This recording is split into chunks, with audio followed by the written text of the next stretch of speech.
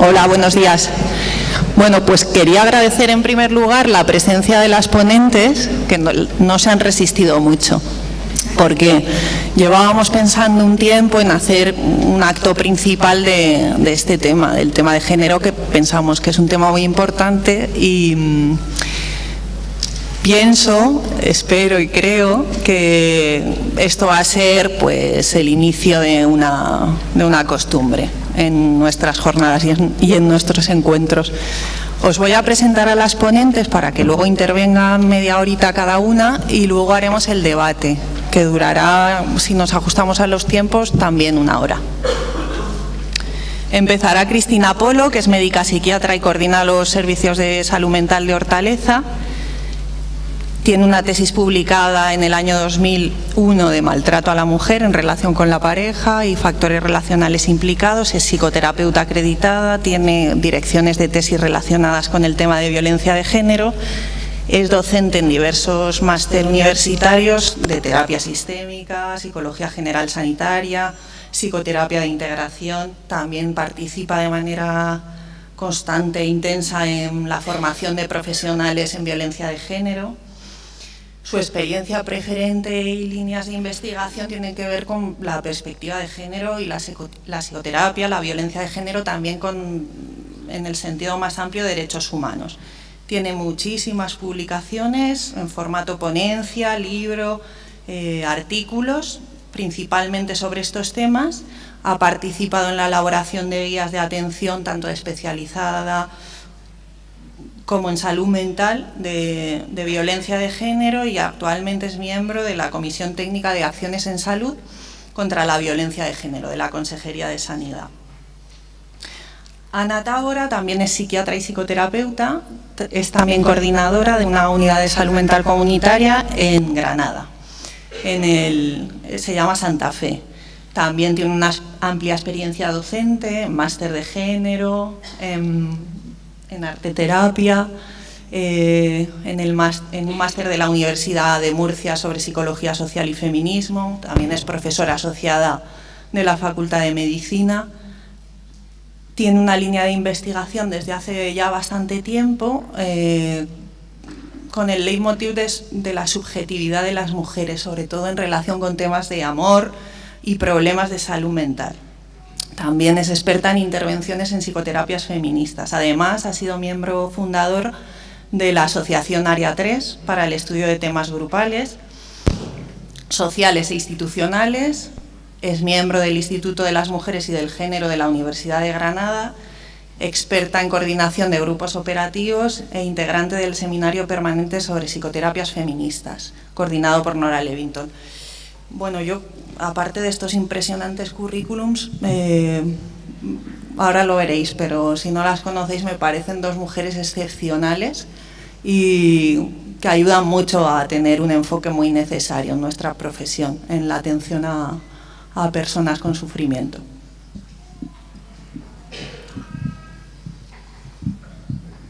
Pues nada, muchísimas gracias por la presentación, Maite, por la invitación a participar en esta mesa. Y la verdad es que el espacio para compartir con Ana y con Maite me resulta muy agradable. El sitio un poco incómodo, así quiero estar arriba y con esta mesa tan amplia, pero bueno, es lo que hay. Y bueno, en este ratito voy a intentar compartir con vosotras y con vosotros mi experiencia profesional y mi experiencia también personal de poder trabajar en la práctica visibilizando mandatos de género y discursos sociales opresivos relacionados con el género en las narrativas de las personas que consultan y en nuestras intervenciones también como profesionales, y por otra parte visibilizar la relación con otros discursos sociales opresivos. Mi planteamiento lo voy a hacer desde la teoría feminista y desde la interseccionalidad. Lo que voy a comentar pues creo que es aplicable a sociedades occidentales con igualdad formal, no creo que sea extrapolable a todos los contextos. Voy a empezar hablando de patriarcado e identidad, después de la visibilización y deconstrucción de los mandatos de género, de la interseccionalidad y el poder, y por último hablar también sobre cómo la teoría feminista nos puede ayudar en esta práctica terapéutica, visibilizando los mandatos. Bueno, comienzo entonces por patriarcado e identidad. y parto de la idea de que la sociedad en la que vivimos actualmente es una sociedad patriarcal, entendiendo desde luego que no todas las sociedades se ajustan a la definición de patriarcado de la misma manera. Hay algunas autoras, Alicia Puleo, Ana de Miguel, filósofas feministas, que diferencian entre los patriarcados de coerción y los patriarcados de consentimiento. Los patriarcados de coerción serían los que se mantienen por las leyes, por normas muy rígidas. Desobedecer estas normas patriarcales puede acarrear incluso la muerte. Y los patriarcados de consentimiento responderían a las formas en que las sociedades desarrolladas asumen también estos mandatos. Formalmente las sociedades pueden ser igualitarias, puede ser el ejemplo de la nuestra, pero sin embargo la desigualdad se reproduce en muchos niveles, sobre todo en el nivel subjetivo, del que luego podremos profundizar más. Sobre la causa de la universalidad y la persistencia del patriarcado hay muchas teorías, muchas hipótesis. A mí me gusta particularmente mucho la que aplica Almudena Hernando. Siempre la introduzco, pero la verdad es que me parece muy necesario su planteamiento. Es una arqueóloga feminista que señala que la desigualdad de género tiene que ver con cómo en la historia se han construido las identidades en hombres y en mujeres. Ella es arqueóloga y parte de la idea de que en las sociedades orales la identidad tanto de hombres como mujeres era una identidad relacional. Con el tiempo, a medida que la sociedad se va complejizando y que aparecen mayores dosis de autonomía, mayores diferencias entre las tareas que pueden hacer unos y otros, y se va construyendo en los hombres una identidad más individual, más diferenciada del resto del grupo. Sin embargo, ella mantiene que el hombre crece, el hombre varón, estoy refiriéndome ahora, crece con la fantasía de que es posible seguir desarrollándose y formar parte de un grupo con esa identidad individual, pero de forma inconsciente deposita el sentimiento de pertenencia en el grupo, todo lo que tiene que ver con lo relacional, en la figura femenina. Sería para ella el comienzo de la desigualdad, porque el hombre seguiría manteniendo en las formas, en lo aparente, esa identidad individual, esa diferencia entre unos y otros, que tendría que ver con todo lo relacionado también a lo racional, y se delegaría en mujeres la parte emocional. Esto crea, según Almudena, el miedo también en los hombres, un miedo inconsciente, desde luego, de que las mujeres dejen de practicar esa identidad relacional, esa parte que tiene que ver con el sostenimiento del grupo humano, para mantener también la supervivencia, por lo que mantienen esa diferencia para no quedarse con el sentimiento de impotencia en el mundo. Ella lo vincula además a muchas situaciones que a lo largo de la historia han mostrado cómo el hombre prohíbe la salida de la mujer al mundo externo, con diferentes argumentos. No me voy a detener más ahí, si queréis lo dejamos después para el debate, pero me parece que es una línea muy, muy interesante. Desde otros postulados, Anna Jonasdóttir, por ejemplo, que es una feminista marxista, sostiene que el patriarcado se mantiene por el capital del amor. Ella dice que el amor que las mujeres entregan a los hombres es expropiado y va a generar una plusvalía que el Estado capitaliza. Entonces, los aportes actuales que la economía feminista también está desarrollando en la actualidad, creo que también van en esta línea. Y sabéis que cada vez hay más propuestas de economistas que señalan que hay que incluir actividades que se realizan fuera del mercado y fuera de los parámetros medibles, del PIB, etcétera, pero que son imprescindibles para que la vida sea sostenible, para que tengamos una vida que sea digna de ser vivida. Estamos hablando, sobre todo, como ya estaréis imaginando, de todo lo que tiene que ver con los cuidados y las relaciones, que ocupan muchísima parte de nuestro tiempo, especialmente de las mujeres, por todas estas circunstancias de las que estábamos hablando antes, y que no se contabilizan como actividad económica. Creo que ahí también hay mucha tarea y afortunadamente sí que hay autoras, Amaya Pérez Orozco, hay bastantes economistas nuevas que van en esta línea de luchar por otro tipo de valorar y de medir la economía. En la línea de explicar cómo el patriarcado es un elemento clave en la configuración de nuestra identidad, a mí me parece muy útil el concepto de mandatos de género. Sé que es un concepto que a todos y a todas os sonará, pero vamos, lo cito 2 minutos así por sentirlo durante unos minutos. Son, como ya sabéis, mensajes que recibimos desde bebés, incluso antes de nacer, en forma de palabras, de abrazos, de miradas, de tono de voz, y que son diferentes en niños y en niñas y van a ir marcando y configurando nuestra identidad. Además de emitir estos mensajes diferentes, las personas interpretamos las acciones, la expresión de sentimientos de forma distinta si es un niño o es una niña. El llanto de un bebé es más fácilmente asimilable a un llanto por tristeza si es en una niña, o de enfado en el caso de un niño. La psicología diferencial tiene muchísimos ejemplos que muestran también esto de forma más experimental, incluso antes de nacer también, ¿no? La interpretación de los movimientos de los bebés antes de nacer, también hay estudios muy curiosos que muestran cómo se interpreta de forma distinta, unas pataditas de un niño o de una niña.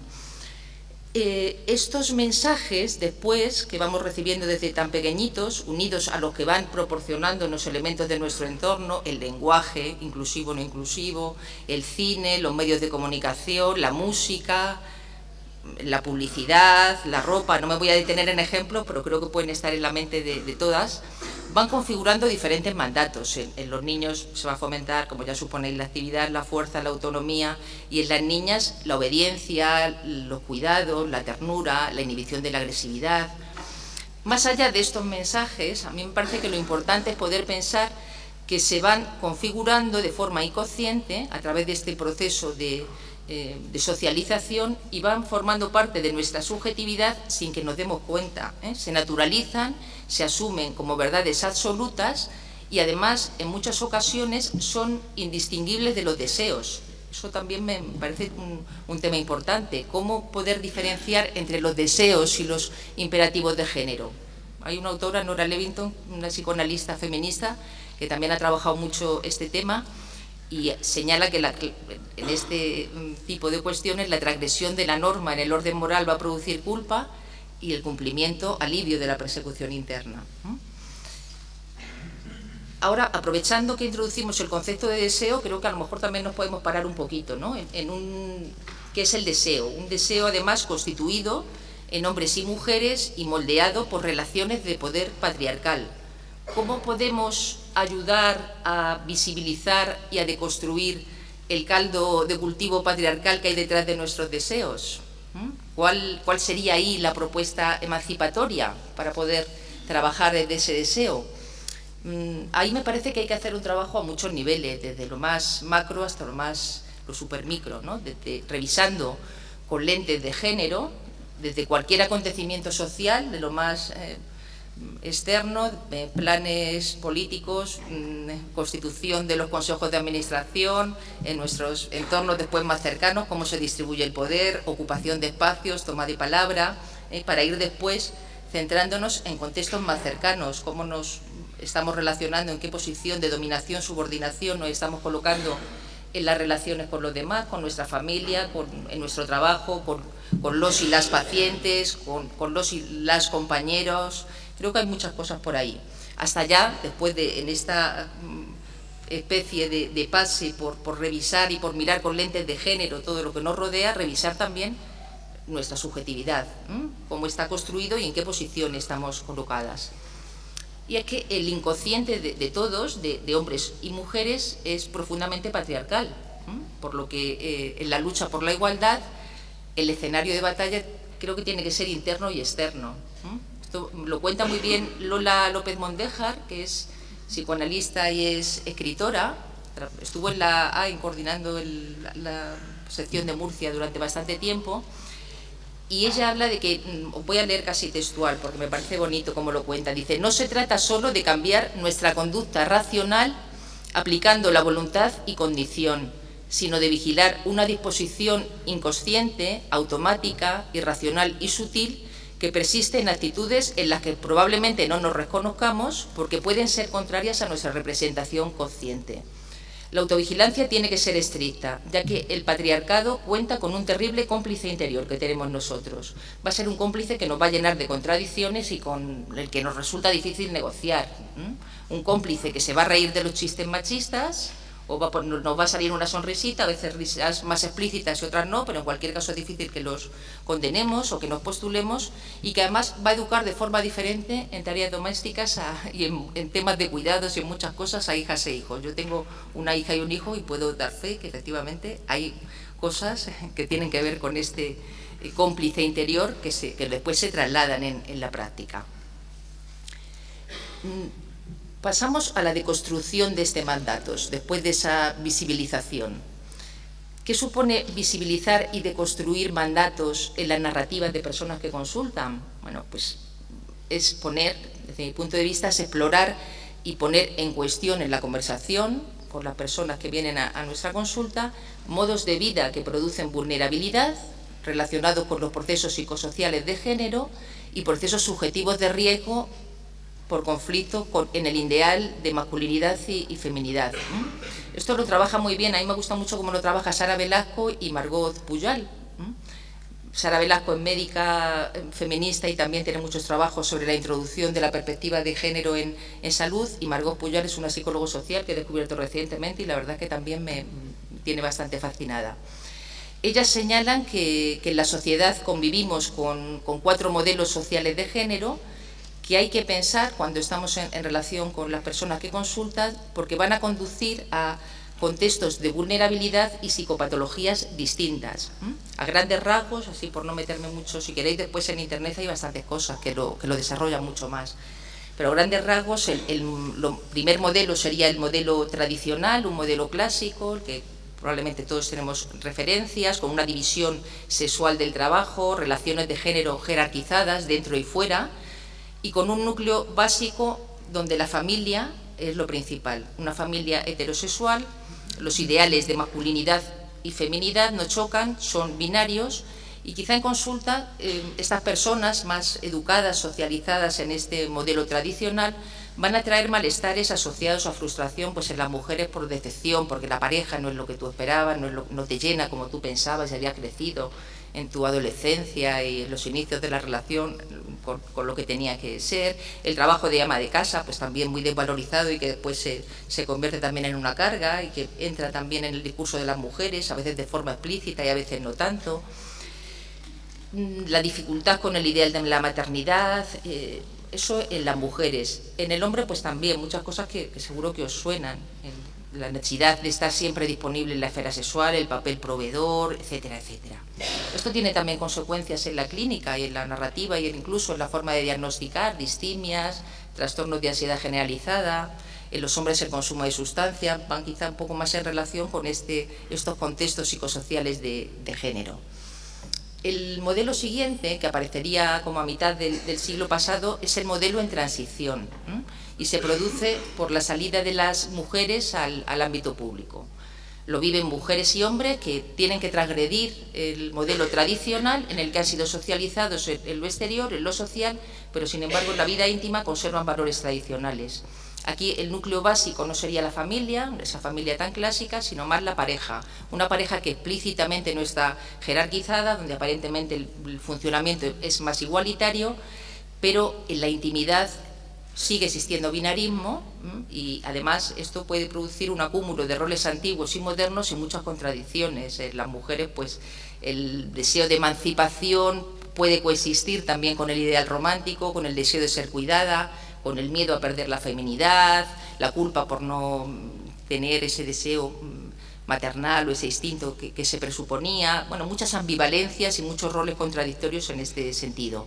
Margot Pujol relaciona este modelo con la aparición de diagnósticos del siglo pasado, de finales del siglo pasado, como fibromialgia, fatiga crónica, somatizaciones. Cree que tienen que ver más con este tipo de funcionamiento y de vulnerabilidad. En el modelo contemporáneo, los valores y los ideales se traspasarían más a una libertad individual. Está más en consonancia con el modelo neoliberal, no se valora la permanencia en la relación de pareja ni de familia, incluso los círculos de amigos, de amigas funcionan más parecidos, son más estables que las relaciones de de pareja o estas configuraciones de nuevas familias. El núcleo básico aquí ya no es la familia ni la pareja, es el individuo, con 2 o más personas de cualquier sexo, y la tendencia a tener ese binarismo desaparecería, según lo que comentan esas autoras, y habría una tendencia a tener los mismos ideales de masculinidad y feminidad, habría competencia entre ambos por el éxito personal y social, y el modelo binario se sostendría en el cuerpo y en la imagen. Se vería el modelo de la eterna juventud, la insatisfacción con el cuerpo, las cirugías remodeladoras, etc. El paradigma, desde lo psicopatológico, se correspondería, según esas autoras, con los trastornos de conducta alimentaria, somatizaciones graves, autolesiones, como forma de calmar un dolor subjetivo que no se entiende, etc.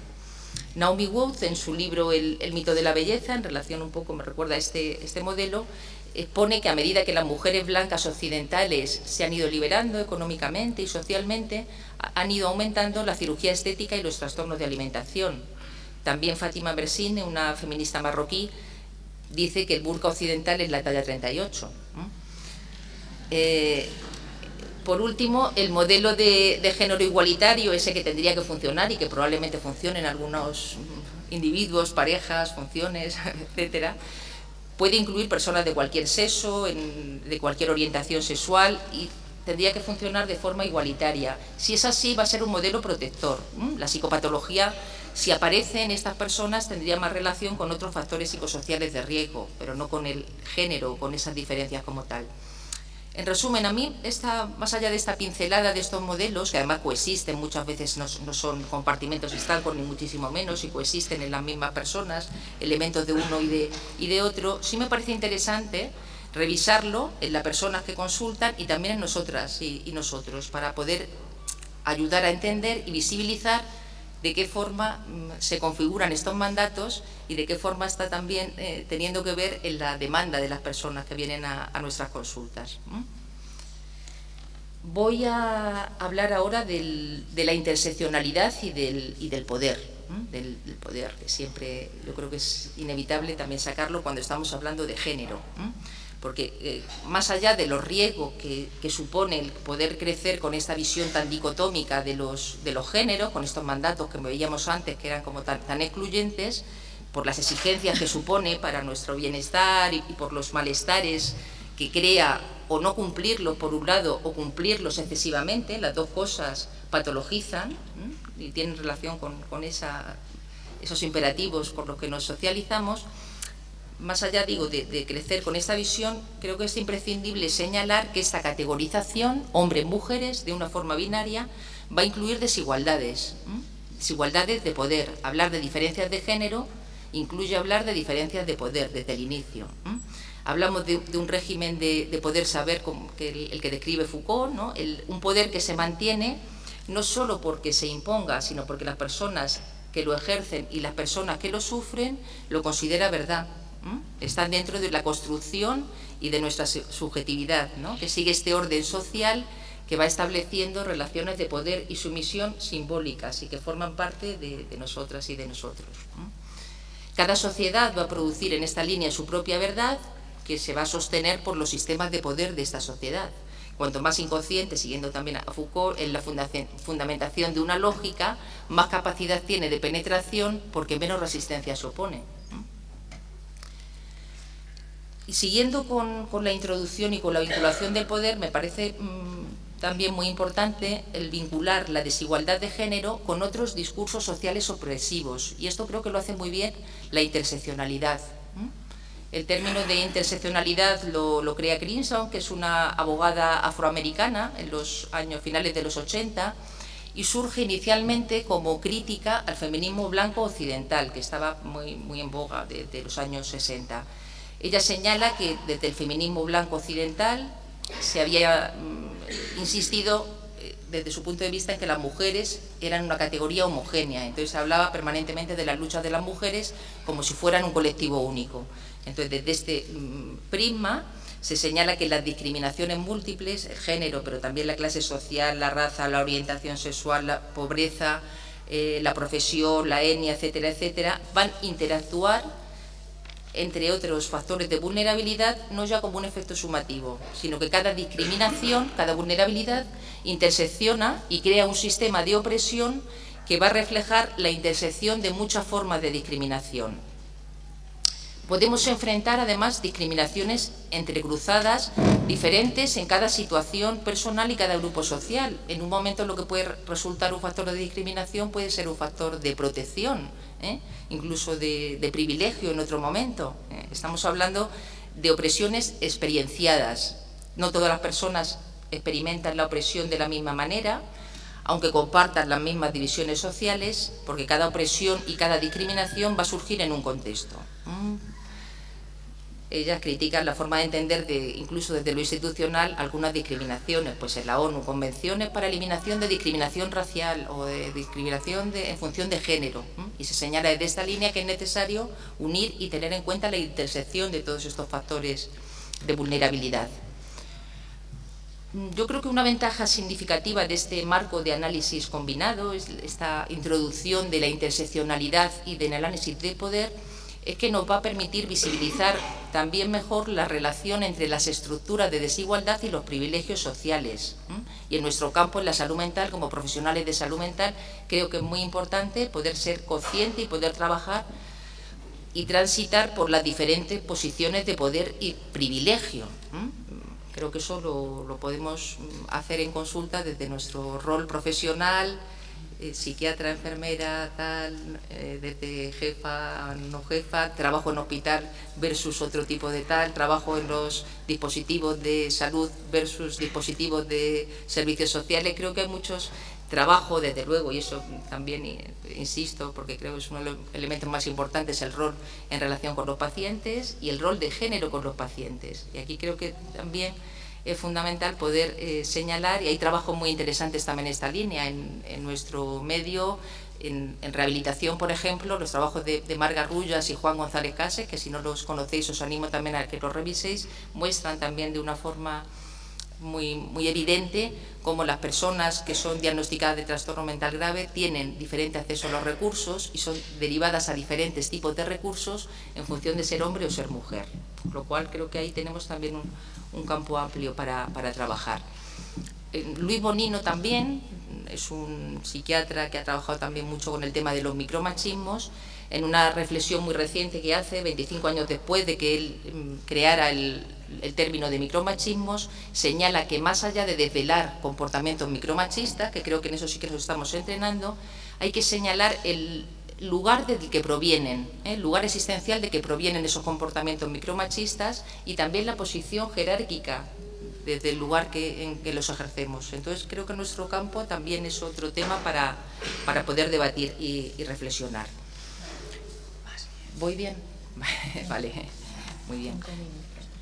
Vale, pues para acabar, sí me gustaría señalar cómo la aplicación de la teoría feminista ayuda en esta tarea de visibilizar, de deconstruir y de crear nuevas narrativas que ayuden a las personas que vienen a nuestras consultas a tener un discurso más emancipatorio.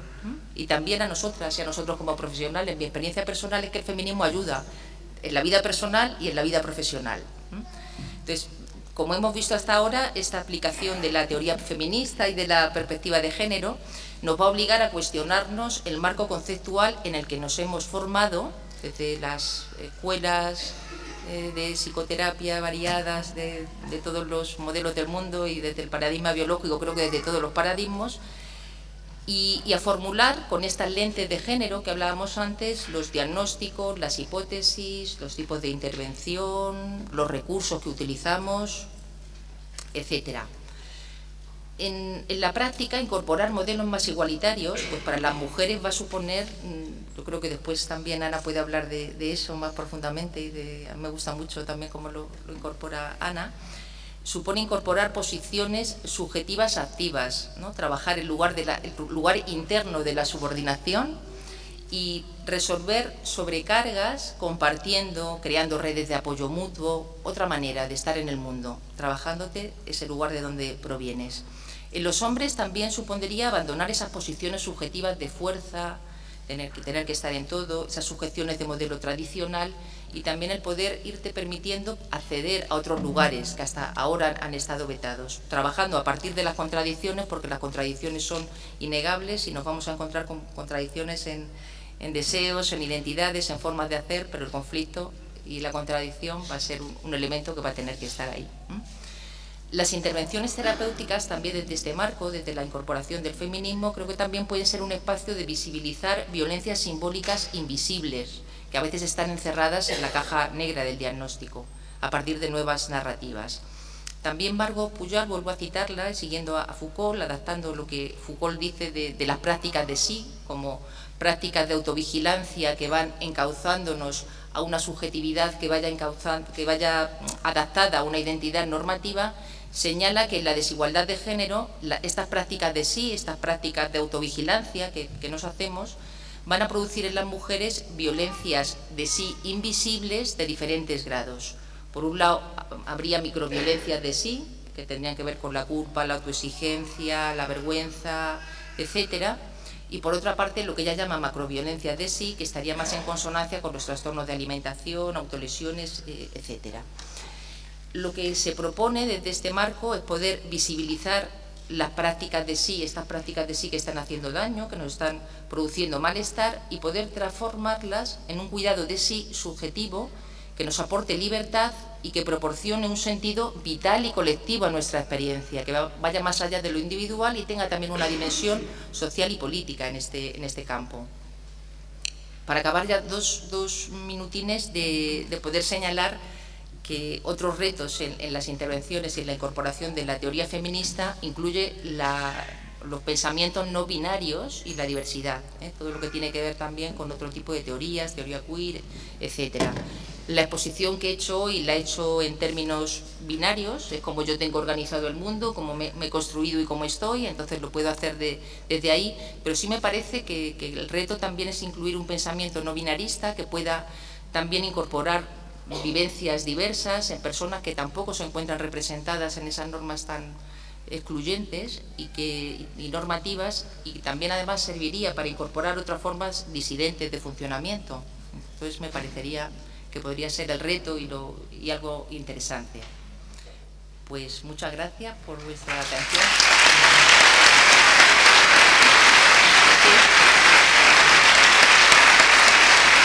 Vamos súper bien de tiempo.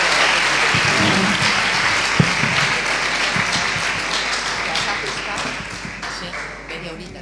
Bueno, se escucha, ¿no? Se escucha, sí. ¿Sí? ¿Vas a decir algo? No.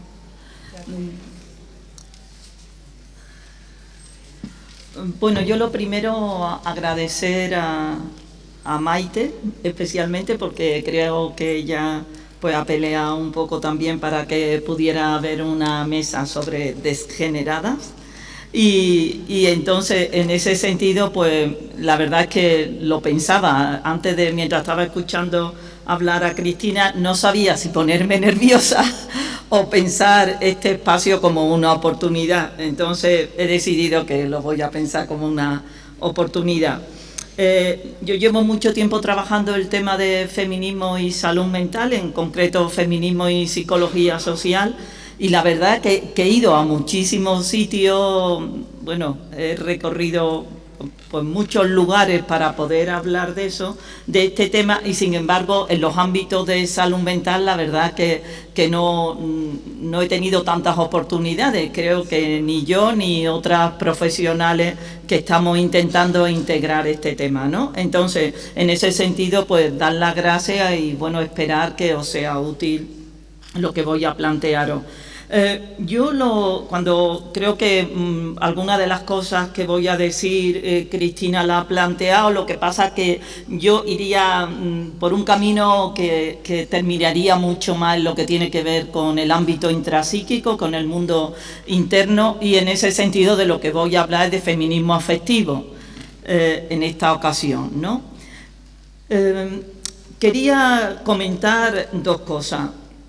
Una primera, que yo intento integrar a mi esquema de referencia. Yo el esquema de referencia que tengo, o la formación como psicoterapeuta, la hice como dentro de la psicología social en la concesión operativa de grupo, y plantea que me acerqué al tema del feminismo porque con esa concesión, con ese modelo teórico, había cosas que no terminaba de entender que tenía que ver con los problemas de salud mental de las mujeres y de los hombres. Es verdad que inicialmente me preocupé mucho más por las mujeres, porque ya sabéis que en algunos problemas de salud, los más frecuentes a veces que tenemos, donde yo trabajo, que es una unidad de salud mental comunitaria, son más, las mujeres acuden con más frecuencia. Pero después eso mismo me llevó también, aunque es verdad que no he trabajado tan profundamente el tema de la masculinidad, me llevó también a preocuparme por lo que pasaba. Es decir, qué es lo que yo necesitaba incorporar en mi esquema de referencia, en el esquema de referencia del que partía, para entender que podía escuchar de una manera como más completa, ¿no?, las demandas que me hacían las mujeres y los hombres en la consulta. En ese sentido, pues empezamos en Granada varias profesionales del campo de la salud, no todas de salud mental, sino de salud mental, de atención primaria, de diferentes especialidades. Fuimos a lo que era entonces el Seminario de Estudios de las Mujeres de la Universidad de Granada, y a la que coordinaba el seminario le dijimos que queríamos hacer un grupo sobre género y salud mental. Sobre género y salud, perdón. Estamos hablando de feminismo del siglo XX, donde la palabra género era la que había sustituido prácticamente todo lo que tenía que ver con perspectivas feministas, ¿no? No sé si sabéis que el género es un concepto que acuñan un poco las feministas como para que la gente no se ponga tan nerviosa cuando hablamos de feminismo. Entonces, yo, como ya estamos en el siglo XXI, puedo hablar de feminismo. Hicimos ese grupo de trabajo, que fue fundamentalmente un grupo de estudio, y empezamos estudiando conceptos básicos sobre lo que era el género, y después cada una fue profundizando posteriormente dependiendo de la especialidad, de su lugar específico de formación. Entonces, yo a partir de ahí pude ir integrando poco a poco lo que tenía que ver con la concesión operativa y lo que tenía que ver con la perspectiva feminista. Yo siempre cuento que antes de empezar con el tema del feminismo, yo siempre he coordinado muchos grupos terapéuticos, ¿no? He tenido la posibilidad de poder hacer grupos en mi espacio de trabajo, y yo siempre decía que yo no veía hombres y mujeres, que yo solamente veía como personas, ¿no?, o en todo caso pacientes, y que el feminismo me sirvió para poder ver a los hombres y a las mujeres. Es verdad que la experiencia de la que yo voy a hablar es hombres y mujeres heterosexuales. Yo ahora llevo una consulta de trans, y si tuviera que hablar de los trans, desde luego no hablaría de que veo hombres y mujeres, hablaría de otras cosas. Pero en este momento, y lo que os voy a contar, tiene que ver fundamentalmente con conclusiones relacionadas con hombres y mujeres que son heterosexuales. Y desde ahí también siento que eso que para mí fue importante porque me tranquilizó. Es decir, me di cuenta que en la medida que podía incorporar conceptos básicos de la perspectiva feminista, a mí me tranquilizó, no solo a mí porque pude entender cosas de mí, como decía Cristina, sino porque me pareció que las mujeres se ponían mejor, ¿eh? Los hombres inicialmente no, pero después sí se pusieron mejor también. Bueno, entonces, desde ahí mi trabajo está centrado desde hace 20 y tantos años, mi trabajo está centrado fundamentalmente en un objetivo. ¿Cuál sería el objetivo? Pues ya sabéis que la perspectiva feminista lo que plantea es que existe una organización social que es desigual, ¿no? Esa organización que es desigual haría que las mujeres se colocaran en lugares de sumisión, ¿no?, del sometimiento, y los hombres se colocaran en lugares hegemónicos, lugares lo que se llama la autosuficiencia hegemónica. Bueno, esto yo cuando lo cuento para gente que está iniciándose siempre digo, mira, esto te lo tienes que creer. Esto es como si tú empiezas a criticar que el complejo de Edipo no tiene que ver con la madre, el padre y el niño o la niña, sino tiene que ver con la prima de la madre. No. Si partes de la perspectiva feminista, te tienes que creer que por el hecho de ser mujeres tenemos que pensar cómo la subordinación nos conforma, nos constituye, y en el caso que que me ocupa hoy, cómo nos constituye en la conformación de nuestro psiquismo, y en el caso de ser hombre, cómo el hecho de ser hombre hace que estés en un lugar de dominación y tienes que pensar cómo la dominación te conforma internamente. Entonces, esto es como, no lo podemos cuestionar cuando estamos dentro de la perspectiva feminista. Luego, el trabajo que hacemos, que pues poder detectar a través de qué mecanismo esa desigualdad social que coloca a las mujeres en un sitio y a los hombres en otro. No voy, con la hipótesis que traigo para plantearos, creo que ninguno de los dos gana ni pierde más que el otro. Quiero decir que las mujeres estamos apañadas y los hombres igualmente, que aunque es verdad que se coloquen en lugares de dominación, al final siguen sufriendo, sufren también por eso, ¿no? Entonces, mi trabajo y el de muchas autoras que trabajamos en esta línea, lo que intentamos es analizar, descubrir, hacer consciente, visibilizar cómo esa desigualdad social que a ti te subordina y a los otros no, sé por qué, a través de qué mecanismo tú esa desigualdad la incorporas de manera que internamente ocupes lugares de subordinación, ¿no? De forma que yo siempre digo, para verlo más fácil, cómo la desigualdad social se convierte en subordinación interna.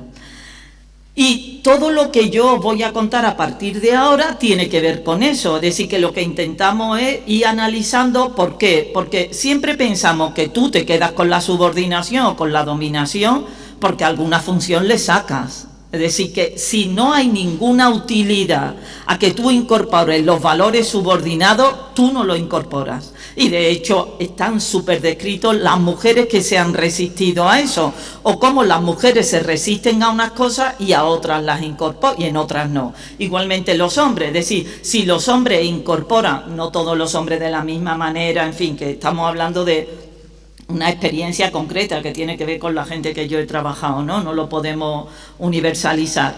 Pero ¿por qué ellos incorporan todo lo que tiene que ver con la autosuficiencia, con la hegemonía, con no valorar determinadas emociones como la ternura? ¿Por qué? Porque le sacan una función, ¿no? Esto a mí me parece, yo por lo menos una hipótesis que siempre mantengo, y desde luego mantengo en el trabajo con los pacientes, que si te quedas con algo, algún sentido tiene, aunque sea tener un equilibrio que efectivamente igual el equilibrio no te permite después vivir, ser más feliz, pero de alguna forma te permite cierto equilibrio, ¿no? Entonces, desde ahí yo quería citar un poco a algunas autoras, pero lo voy a pasar rápido porque, bueno, eso tenemos un poquito de menos tiempo del que pensábamos. Sí quería comentaros, citaros un poco a dos autoras que nos pueden ayudar a entender un poco el planteamiento que voy a hacer. Por un lado, Ana María Fernández, que ella lo que plantea es lo que se llama, lo que ella define como la dimensión política de la subjetividad, ¿no? Es decir, como la organización social, a través de lo que cuenta Cristina, los mandatos de género, conforma el mundo interno. De manera que cuando estamos trabajando con el paciente, cuando estamos trabajando con esa mujer y ese hombre concreto que nos están mostrando aspectos identitarios de su subjetividad, lo que intentamos, y para eso sirve la perspectiva feminista, es para que ese modelo teórico feminista te ayude a incorporar otras claves que no tendrías con tu esquema de referencia de partida, ¿eh? Y que pienso además que hay cosas que aporta solo la perspectiva feminista, quiero decir que no lo aporta otro modelo. Y por otro lado, lo que plantea Celia Moró en relación con lo que se llama la posición de sujeto. Celia Moró lo que describe es que el sujeto individual tiene la capacidad de tomar conciencia de sus diferentes posiciones de sujeto. Ella está hablando del sujeto revolucionario, pero podemos incorporarlo a lo que yo quiero plantear, que es como dentro de ti, diríamos, si estuviéramos hablando desde el ámbito más intrapsíquico, nosotros podríamos decir como que dentro de nosotros, de nosotras mismas, hay distintas formas, ¿no? Nos vinculamos en unos espacios de una manera, en otro, en otra, distintas maneras de ser. Pues diríamos, lo que Celia Morós plantea es que habría una posición dentro de cada sujeto que tendría que ver con la subordinación o la dominación que se ha incorporado. Y que en la medida que eso pueda ser visible y pueda ser transformado, en esa medida uno cambiará el lugar de sujeto, ¿no? Ella habla del nuevo sujeto político. Yo no quiero entrar en esto, si acaso en el debate, porque ampliaría mucho la información, pero yo llamo el nuevo sujeto interno. Es decir, ¿por qué? Porque en la medida que internamente tomas conciencia de partes tuyas que no has podido ver, en esa medida también te modificas internamente y modificas la relación con los otros, ¿no? Con los otros, con las otras, con la vida, etcétera. Desde ahí, como os decía antes, todo mi trabajo ha estado centrado en analizar a través de qué mecanismo la desigualdad se convertía, en este caso voy a hablar ya más, en subordinación interna, inicialmente. Nosotros lo primero que trabajamos, toda esta línea de trabajo de investigación han sido con proyectos subvencionados. Y entonces lo que os voy a contar un poquito, alguna cosa de eso para poder llegar al sitio donde quiero llegar hoy, que es lo que quería plantear, ¿no? Bueno, sí deciros que además de estas autoras, en todo este modelo teórico hay que incorporar todas las psicoanalistas feministas americanas, todas las psicoanalistas sobre los estudios de las feministas, psicólogas, psiquiatras, psicosociales sobre los estudios de la subjetividad, y algunas autoras, como ha planteado Cristina, Almudena, Hernando, Ana Jonadottir, de distintas disciplinas, muchas de ellas del campo de la salud mental, otras del marxismo, de la geografía, como Linda McDowell, de la arqueología, en fin, de diferentes lugares. Pero con todo este modelo teórico, nosotras nos ponemos a trabajar qué es lo que, a través de qué mecanismo esa desigualdad social se convierte en subordinación interna. Lo primero que nosotras estudiamos, cuando estábamos trabajando con mujeres, diferentes tipos de mujeres, pacientes, mujeres de asociaciones, mujeres feministas, no feministas, profesionales sanitarios, es decir, fruto de varios proyectos de investigación, lo primero que vimos es que la desigualdad social se convertía en subordinación interna porque potenciaba en las mujeres una necesidad que tenía que ver con la necesidad de que te quisieran. Yo no me puedo parar en describiros cómo exploramos esto. Si queréis después en el debate me lo comentáis, y si no, pues los artículos están publicados que podéis leerlos. Inicialmente lo que pensamos era que esa necesidad de que te quisieran, y todo esto tenía que ver con cómo se construye la identidad de las mujeres desde el ideal maternal, tiene que ver con todo un modelo teórico detrás. Y todo lo que plantea Jane Baker Miller sobre el yo en relación, es decir, que la mujer se siente sujeto en la medida que se siente vinculada, ¿no?, con otras, y no en la medida que se siente vinculada con ella misma. Todo esto nos llevó a darnos cuenta que esa necesidad de que te quisieran se convertía en una necesidad como básica, como llave para que las mujeres se incorporasen a otras necesidades, se preocupasen por otras necesidades. Os pongo un ejemplo para que lo podáis ver. Lo plantea Bleimar, por ejemplo. Ella dice cómo mujeres que están ocupando puestos de responsabilidad, que mujeres que están en situaciones favorables en sus vidas, que se sienten bien desarrolladas en ámbitos diferentes de su vida, si no tienen una relación amorosa, se sienten insuficientes, ¿no? Te lo dicen las jóvenes en la consulta. Yo, como todas mis amigas tienen novio y yo no, siento que soy menos. Es decir, que esa necesidad de que te quisieran era un elemento clave para que tú pudieras desarrollar otras necesidades. Eso fue en un primer momento lo que vimos, y estudiamos las necesidades de que te quisieran de miles de maneras. Por ejemplo, estudiamos cómo en mujeres feministas de los institutos de estudio de las mujeres, que te quisieran era que te nombrasen, de manera que había un ranking entre cuántas veces te nombraban, y dependiendo de las doctorandas que tenías, tú te podías sentir más querida o no, según te nombrasen. Es decir, que esta forma de que necesito que me quiera para sentirme sujeto, no es solo que me quiera mi marido ni mi amiga, va muchísimo más allá, y eso fue lo que estudiamos. Nos dimos cuenta, después de haber trabajado todo esto, que en el fondo y en la superficie, esa necesidad que te quisiera no era de las mujeres, sino que era de los hombres. Y os explico, Cristina la ha comentado un poco a través del planteamiento de Anna Jonadóttir, es decir, la masculinidad se pone en cuestión si los hombres tienen que incorporar sus necesidades de dependencia. Entonces, la manera que tiene el sistema político de que los hombres no sean conscientes de lo que necesitan de sostén afectivo es crear en las mujeres las necesidades de que las quieran. Esto Anna Jonadóttir lo plantea en una frase clave, ella para él para el Estado. Es decir, y Anna Jonadóttir dice, las mujeres dan mucho pensando que dan mucho, ella, como ha dicho Cristina, marxista, piensa que la subordinación tiene que ver con el amor alienado, y ella dice, las mujeres dan mucho pensando que a cambio van a recibir de manera recíproca. Pues no. ¿No? Entonces, esa situación que se crea dentro de ti de que das pensando que te van a dar, al final resulta que no te dan. Luego, la necesidad de que te quisieran, que pensamos que tenía que ver con las mujeres, lo que nos dimos cuenta es que todo el ideal conformado de la maternidad sí facilitaba que las mujeres se colocaran en lugares de insuficiencia, de carencia, y desde ahí tenían más fácil pensar que era el otro el que tenía que darle. Sin embargo, los hombres, al colocarse en un lugar más hegemónico, más de dominación, tienen más difícil pensar, como decía un paciente mío, ¿no?, que les hace falta el abrazo, ¿no? Es decir, que es más complicado. De manera que llegamos a la hipótesis que quiero contar ahora. Todo este trabajo, os vaya a tener que creer otra cosa, lo mismo que lo de la subordinación y la dominación, porque no me da tiempo de desarrollarla.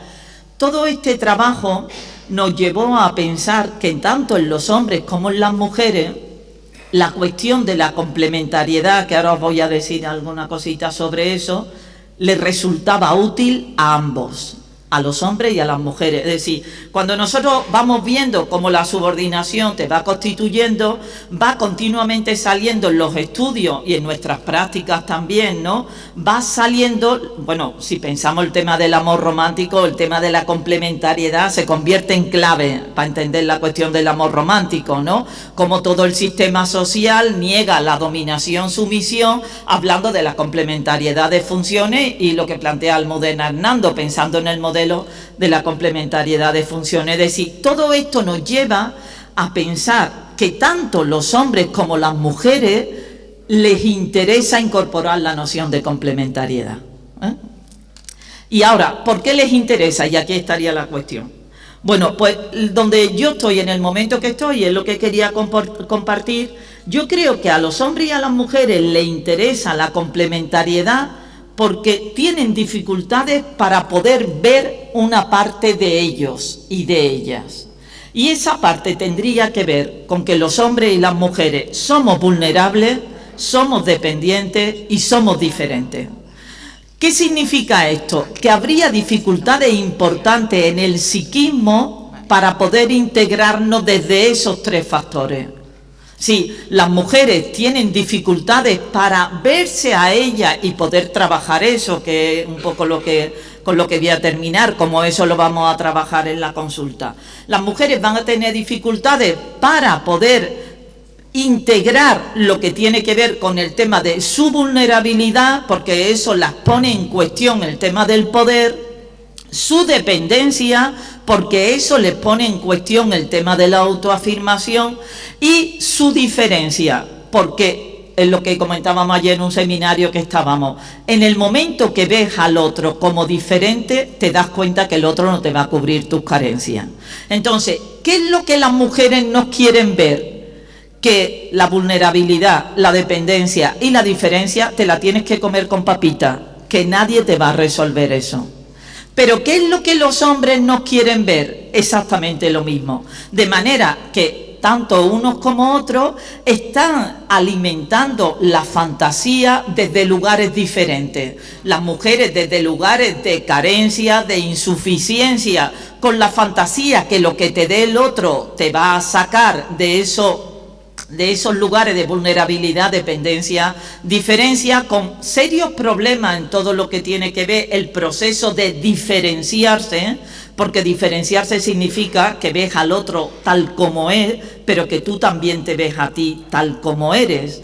Y ese proceso de diferenciación pondría al psiquismo en un dilema o en un conflicto, porque el psiquismo, diríamos, tendría que despedirse del anhelo de simbiosis, ¿no? Ese anhelo del que habla Blecher, el anhelo de pensar que alguien te va a cubrir, te va a llenar, vas a poner todos los fantasmas y el otro, la otra, los va a digerir, como decía Winnicott, y después te lo va a devolver ya asimilado.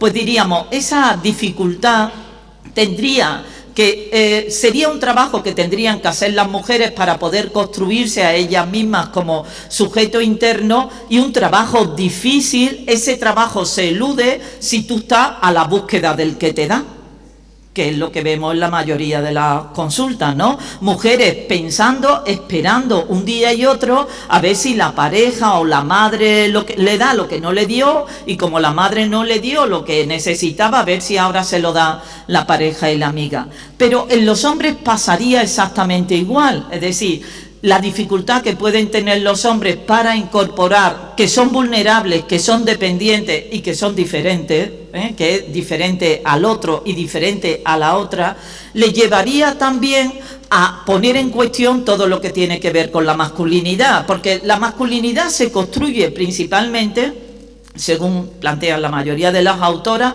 construyendo un yo, diríamos, tremendamente omnipotente, ¿no? Entonces, un yo muy bien construido, pero sin conexión emocional con el mundo, lo que decía Cristina de Almudena Hernando. Es decir, los hombres no tienen problemas con los deseos, yo quiero esto y para adelante. La cuestión es cómo ese deseo está en conexión con la empatía, en fin, con todo lo que tiene que ver con la conexión emocional. Y de alguna forma, en la medida que ellos también tienen internamente, implícitamente, la fantasía de que siempre habrá mujeres dispuestas a cuidarlo, lo que plantea Anna Jonadottir, no tendrán necesidad tampoco de incorporar a su masculinidad, como dice Pierre Bourdieu, todo lo relacionado con la ternura, como comentaba antes, todo lo relacionado con la fragilidad, con la dependencia y con poder ir haciendo todo el proceso de recorte y diferenciación de que las mujeres no son todas idénticas y que son mujeres particulares, que alguna puede ser que no esté interesada en darte a ti lo que te haga falta, ¿no? Entonces, desde ahí nosotros con esta situación, es decir, si antes pensábamos en la necesidad, lo que os decía inicialmente, las hipótesis eran otras, ahora la hipótesis que tenemos es que interesa la complementariedad, porque así hay determinadas cosas que no vas a tener que trabajarte. Pero claro, esas cosas que no te trabajan, el tema es que aumentan el riesgo para tener problemas de salud mental, ¿no? Llegamos entonces a la consulta. No sé cuánto me queda, estoy ya regular, 5 minutos. Llegamos a la consulta con todo esto, es decir, con esta mochilita, ¿no? Y en esta consulta, y cuando llegamos a la consulta, no voy a entrar en que el terapeuta, psiquiatra, profesional, tiene por lo menos que tener medianamente esbozado sus dificultades con la subordinación-dominación, ¿no? Y desde luego haber hecho un cierto trabajo de integración, ¿no? Al final, ya sabéis, ¿no? El trabajo terapéutico, lo que hacemos es siempre integrar, poder integrar no solo lo que tú quieres integrar de ti, ¿no? Sino todas las cosas que tú eres también de ti. Entonces, damos por supuesto que el profesional ha podido trabajar o tiene medianamente estas cosas integradas sobre su vulnerabilidad, su dependencia y el tema de reconocer al otro como diferente, y que eso lo ha resuelto de una manera ajustada, ¿no? Sin estar en lugares de impotencia ni en lugares de omnipotencia. Pues una vez que estamos ahí, habría 3 temas centrales que habría que trabajar, ¿no? Por un lado, es decir, que tendrían que ocupar, porque pensar que yo todo lo que estoy comentando es para que se pueda incorporar aspectos que traen la teoría feminista a lo que tiene que ver con el trabajo en la consulta, ¿no? Porque como podéis imaginar, no voy a pretender que todos y todas seáis feministas, sino ni que os pongáis a estudiar en profundidad todo esto, pero simplemente que tengáis en cuenta que el modelo teórico que tiene que ver con el feminismo nos puede dar la pista sobre algunas cosas que nos pueden mejorar nuestro trabajo como terapeuta. Después cada uno, cada una lo cogerá o no, según le venga bien o no, ¿no? Pues habría 3 temas, como os decía, que son importantes para trabajarlo. Un tema, voy a resumirlo mucho y si acaso después en el de esto, ¿no? Lo que tiene que ver con el duelo sobre el anhelo de simbiosis. El anhelo de simbiosis tiene que ver con lo fusional, lo que plantea Jessica Benjamin, ¿no? Un otro que te regula, un otro para ti, que el otro esté para ti. Otra cuestión importantísima es lo que tiene que ver la relación entre los deseos y el sentido de agencia. Es decir, en las mujeres y en los hombres esto lo trabajamos de manera distinta. Los deseos en los hombres, la agencia tiene que ver con ser agente, ¿no? Con que la vida, la capacidad que tienes para organizar que tu vida tenga algo que ver con lo que quieres tú. El problema que tenemos cuando trabajamos con los hombres es que los deseos están pensados fundamentalmente desde lugares que tienen que ver con el yo, no tanto pensando en la conexión emocional. En las mujeres tenemos justo todo lo contrario, que cuando piensan en los deseos, lo que piensan fundamentalmente es cómo preservar la relación para controlar el miedo al abandono. Y lo que tiene que ver con el yo está mucho menos representado. Pues todo un trabajo sobre cómo aprender a desear. Y el último punto, y con eso termino, cuando estamos en el espacio de la consulta y ahí no queremos repetir unas relaciones complementarias, porque ya sabemos lo que la complementariedad nos ha llevado a todo esto y que se trataría de deconstruirla, el profesional y el paciente se tienen que acostumbrar a una cosa que dice de una manera clarísima Jessica Benjamin, ¿no? Cuando hay relaciones de igualdad, continuamente tenemos que funcionar con la idea de ruptura-reencuentro. Si tú no te sometes, ni el paciente se somete, hay que ser ligero con el tema de la ruptura-reencuentro porque no van a estar de acuerdo contigo. Y los profesionales no estamos muy acostumbrados a que no estén de acuerdo con nosotros, ni siquiera en los marcos psicoterapéuticos. Luego, esta forma de relacionarte, este espacio de relación en la consulta, donde ahora me encuentro, ahora me desencuentro, y que eso pueda hacerlo con agilidad, sería un tema importante que introduce toda la perspectiva feminista para poder pensar las relaciones terapéuticas en clave de relaciones igualitarias. ¿Por qué? Porque en la medida que eso lo vivas ahí, después vas a poder vivirlo en otros lugares, ¿no?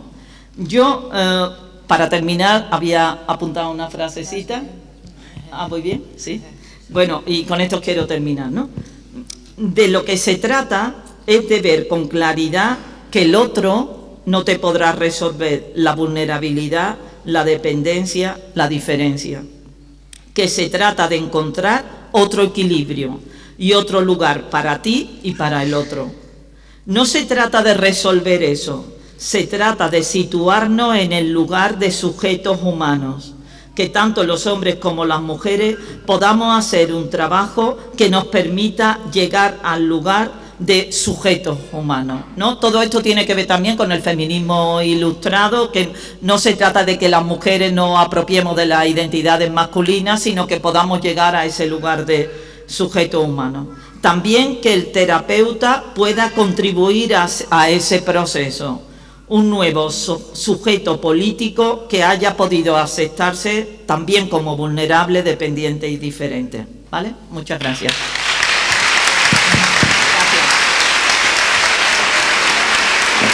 Gracias.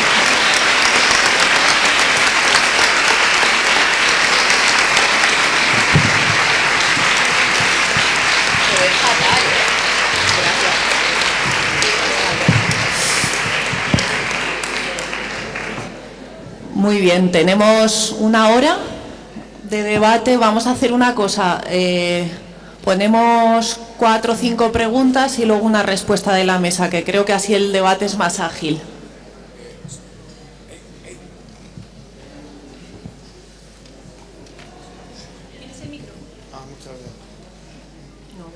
Hola, buenos días. Muchas gracias por la charla porque ha estado realmente interesante y bueno, pues, yo creo que todos los que estamos aquí en la sala somos conscientes de que esto es un tema tan sumamente complejo, ¿no? Y que domina el mundo de alguna manera y bueno, pues yo más que nada lo que quiero es pedir consejo y va dirigido a Cristina.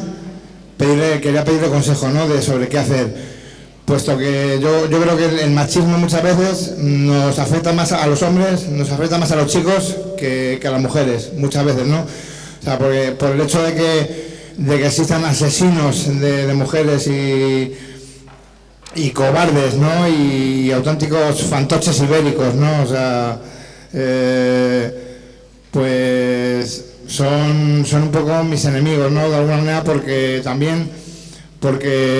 yo voy por el metro a lo mejor a las 12 de la noche, un lunes, un martes, un miércoles, y si me ve una chica, a lo mejor eso se asusta, ¿no? Cuando a lo mejor todo lo contrario, o sea, yo si pudiera saldría hasta en su defensa en caso de que la atacasen, ¿no? O sea, y entonces me duele mucho, y ya luego con la gente que tenemos más cercana a nosotros, en nuestras casas, con la familia, la gente más cercana, ¿no? En nuestro colectivo, en nuestros colectivos, en nuestros trabajos.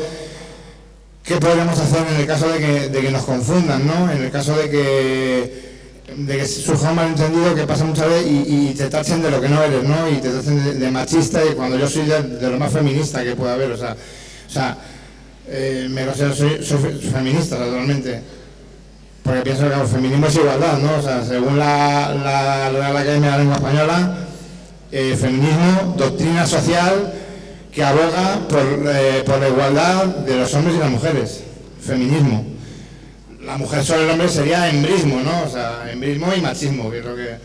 Y entonces hay muchas y muchos que no saben ni lo que son, yo creo, ¿no? O sea, porque... No sé... ¿Te puedes separar un poco? No se te oye bien, sí. El micrófono. ¿Me habéis escuchado bien todo lo que he dicho? Sí, pero eso vale. Sí. Vale, entonces quiero pedir un poco de consejo a Cristina o, bueno, a Ana si puede también, no hay problema. ¿Qué se puede hacer? Porque duele mucho que te confundan, ¿no? Y que te llamen machista o que a gente a la que quieres realmente, a la que tienes que trabajas con ella y eso, que duele mucho, ¿no? Duele mucho y ¿qué podría hacer para transmitirles y para quitarles esa idea de la cabeza, esa idea falsa, ¿no? Porque duele mucho, realmente, o sea, sinceramente duele mucho. Gracias. Muchas gracias.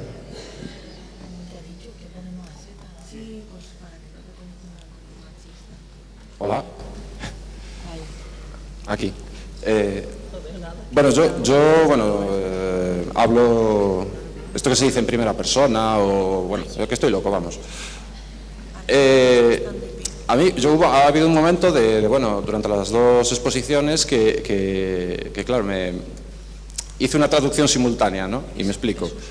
Yo esto de trasladar pues, la visión feminista al mundo de la salud mental y a las relaciones pues, entre profesionales y usuarios, pacientes, etcétera, yo la conozco desde hace 5 años, ¿no? Que conocí en Coruña, soy de Coruña, y conocí a Paula Tomé, que es, no sé si aquí muchos la conocen, pero bueno, es una loca también, o sea, reivindica usar ese término, precisamente influida por el feminismo y sobre todo por los movimientos LGTB, que se apropian del lenguaje para darle la vuelta, ¿no? Entonces, claro, yo esto ya lo conocía, ¿no? Desde entonces. Y claro, en un momento dado empecé a hacer la traducción, ¿no? Y me hacía mucha gracia, por ejemplo, lo de la necesidad de querer es más por parte de los hombres que por las mujeres.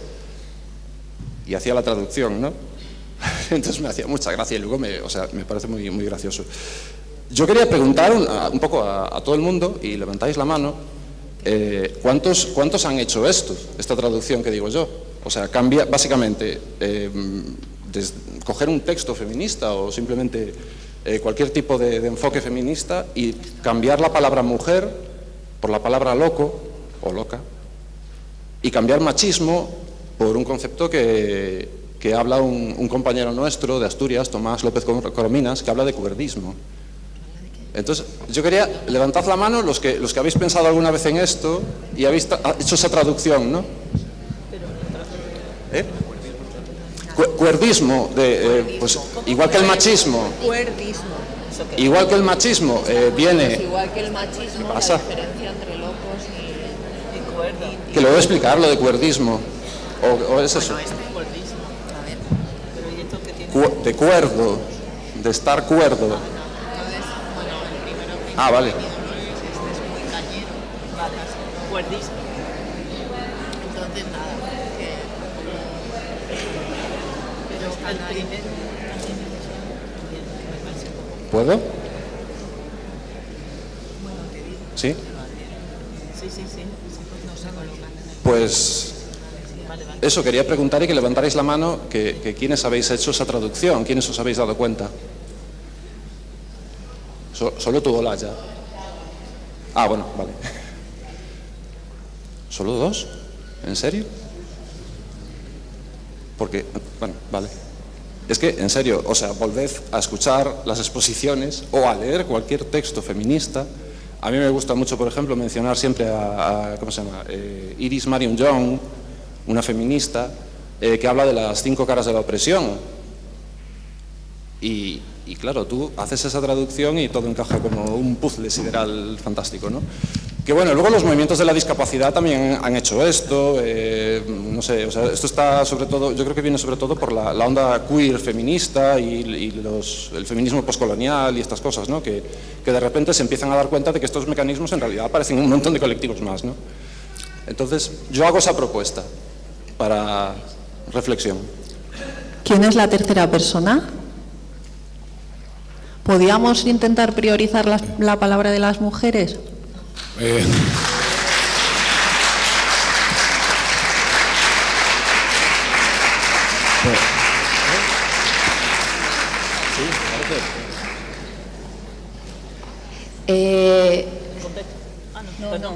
Vamos a 4 o 5. Nada, yo quería compartir una reflexión al hilo de la ponencia de Ana. Ana decía que cuando ella empieza en terapia, pues no ve hombres y mujeres, sino que ve personas. Y bueno, pues ha relatado todo un camino y un proceso feminista. Y bueno, me he quedado un poco con que al final, tanto hombres como mujeres lo que tienen es una necesidad, una cuestión de vulnerabilidad, dependencia y diferencia que resolver, ¿no? Entonces me parecía que de alguna manera llegabas al punto de partida inicial, donde efectivamente lo que tenemos delante son personas, seres humanos, y bueno, pues me parecía que de alguna manera el círculo se cerraba. Y bueno, pues esta era mi reflexión y no sé si Ana o cualquier otra quiere añadir algo al respecto. Vamos a abrir las respuestas. Espérate un poquito y ahora interviene.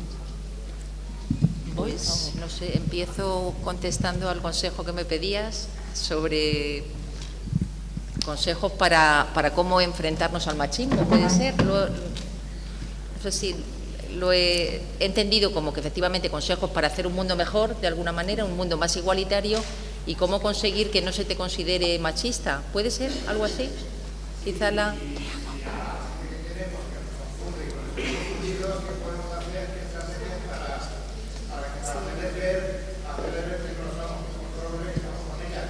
Ah.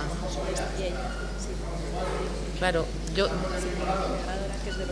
yo creo que ese es el camino. A mí me parece que el camino es pensar en ello y revisar, como comentaba antes en la exposición, revisar, ponernos las lentes de género y pensar a lo largo de nuestro día cotidiano en qué momento nos estamos enfrentando a situaciones que están reforzando esa subordinación de las mujeres. Si nos damos cuenta, si lo metemos, si somos testigos de chistes machistas, de comentarios y tal, y lo señalamos, no hace falta hacerlo con hostilidad y agresividad porque hemos convivido y hemos nacido en ese marco, en ese caldo de cultivo, y yo también soy partícipe seguro, ¿no?, de comportamientos y actitudes machistas, pues creo que eso es el primer paso, ponernos las gafas, revisar lo de fuera y revisar también lo de dentro. Creo que es la primera medida, estar en actitud vigilante en lo externo y en lo interno, de en qué momentos estamos pasándonos de largo esa situación de diferencia de poder, que en conjunto es una diferencia de poder. Y quizá un poco enlazando con las otras, no sé si es un consejo útil, pero vamos a mí es complicado, pero creo que por ahí iría quizá la tarea.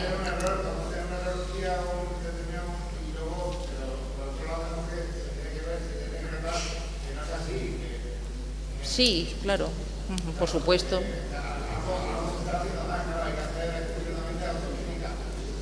Sí, claro, yo creo que es ese tema, ¿no? Revisarnos, hacer autocrítica, revisar el entorno y poder compartirlo y poder hablarlo, compartiendo. Yo creo que en esta tarea de revisarnos los comportamientos machistas y de poder introducir el feminismo en nuestra vida es fundamental poder compartir y hablarlo sin miedo, y al hablarlo también nos vamos a dar cuenta en qué cantidad de situaciones hemos caído y hemos tenido comportamientos y deseos machistas, como antes decía, ¿no? No es el problema reconocerlo, sino poder convivir con eso. Yo creo que eso ayuda a ser más libres. Si podemos ir visibilizando y trabajando ese conflicto, creo que vamos a ser más libres.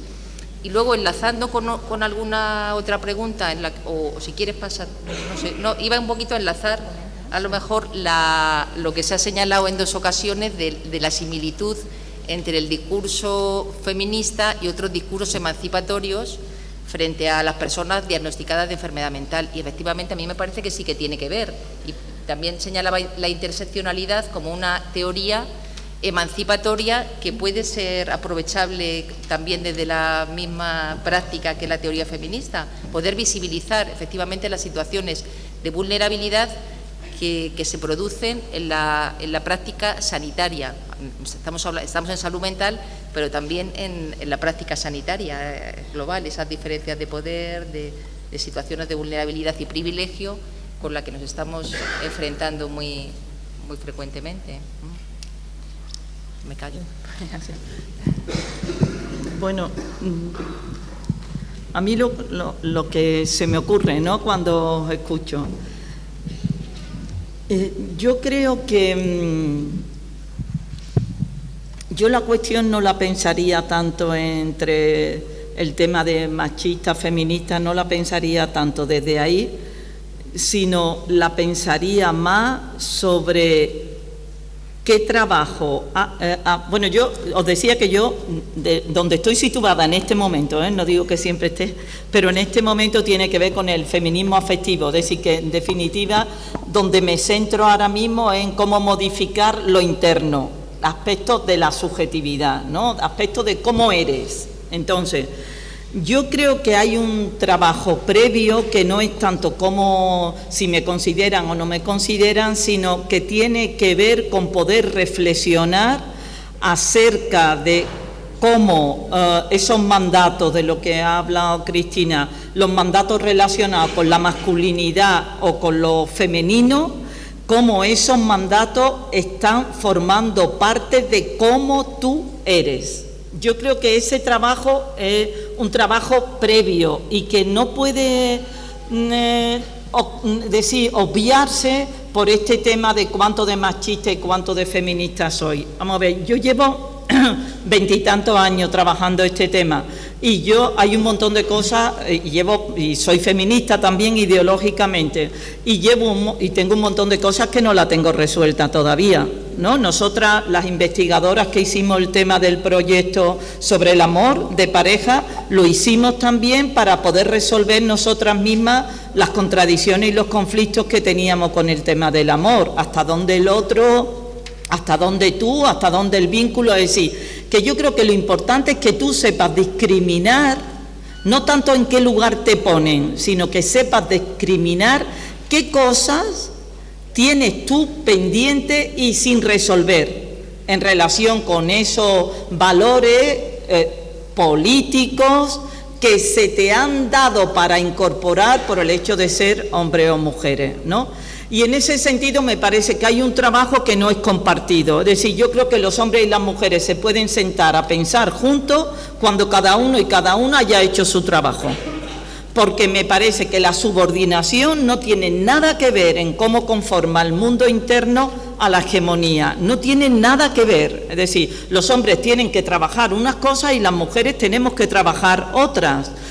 Se me ocurren 2 cuestiones, ¿no? El tema de los afectos y el tema del poder no tienen nada que ver cómo lo tienen que trabajar las mujeres y cómo lo tienen que trabajar los hombres. Entonces, yo no me entretendría tanto, entre comillas, si soy machista o no, sino que pasaría más a cuánto sé yo mismo de cómo tengo incorporado determinados valores que me han construido a mí mi idea de masculinidad, ¿no? Eso por un lado. Pero bueno, yo donde me sitúo, es decir, que yo no junto a los hombres y las mujeres así como así, sino que me parece que tienen que hacer trabajos diferenciados.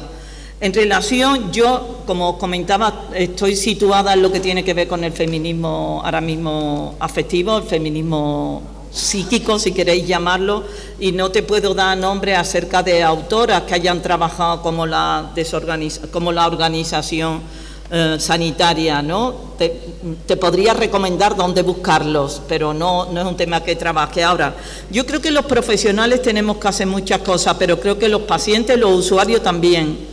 ¿Por qué? Porque creo que los usuarios también tienen que trabajar la idea de un terapeuta que te acompaña, no que te resuelve.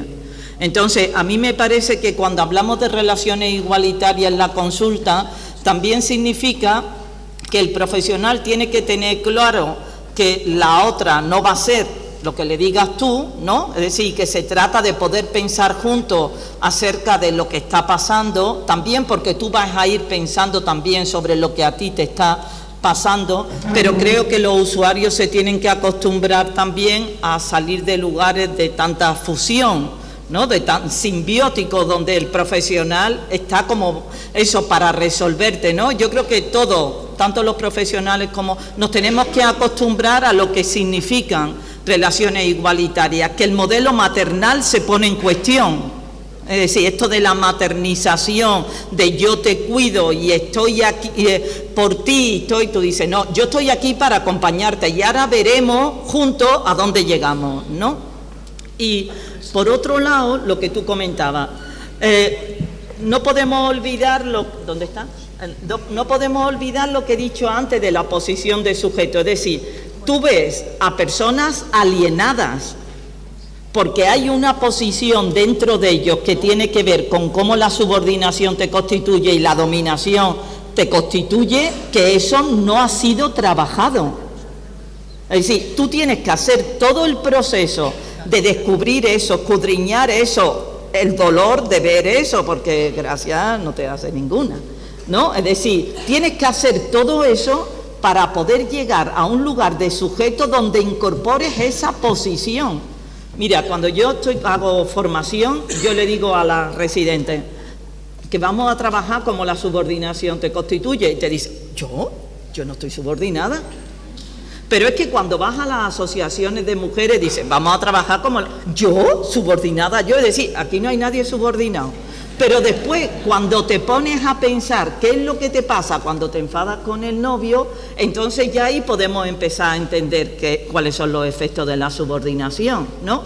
Yo recuerdo en el trabajo con una asociación de mujeres, ellas sentían que tenían que ocuparse del frigorífico y que el frigorífico era de ellas, pero ellas sentían que eso no tenía nada que ver con la subordinación, ¿no? Es decir, y después, una cuestión también, es decir, que cómo tú cambias tu lugar de sujeto en la medida que puedes sentarte con esa posición de ti que tú no has podido ver o no has querido ver, ¿no? Es decir, que diríamos, termina siendo un sujeto, pero primero iguales, los hombres y las mujeres iguales de humanos, ¿eh? Es decir, no como la ilustración, que se olvidó que las mujeres también éramos humanas, los hombres y mujeres iguales de humanos, pero después de haber hecho recorridos para poder incorporar estos aspectos. Y entonces es lo que, por eso hablaba del nuevo sujeto político, ¿no? O el nuevo sujeto interno. Entonces, hombre, terminamos siendo humanos, cómo no, pero de otra manera, ¿no? Y después no sé quién, aquel, bueno, es que no. Contestado. Ah, sí, ¿no? Vale, ya está. ¿Seguimos? Allí. Sí, hola. Vamos a ver, yo les quería felicitar también por las intervenciones que me han parecido muy interesantes, y mi pregunta va un poco en la línea de la mujer que intervino en último lugar.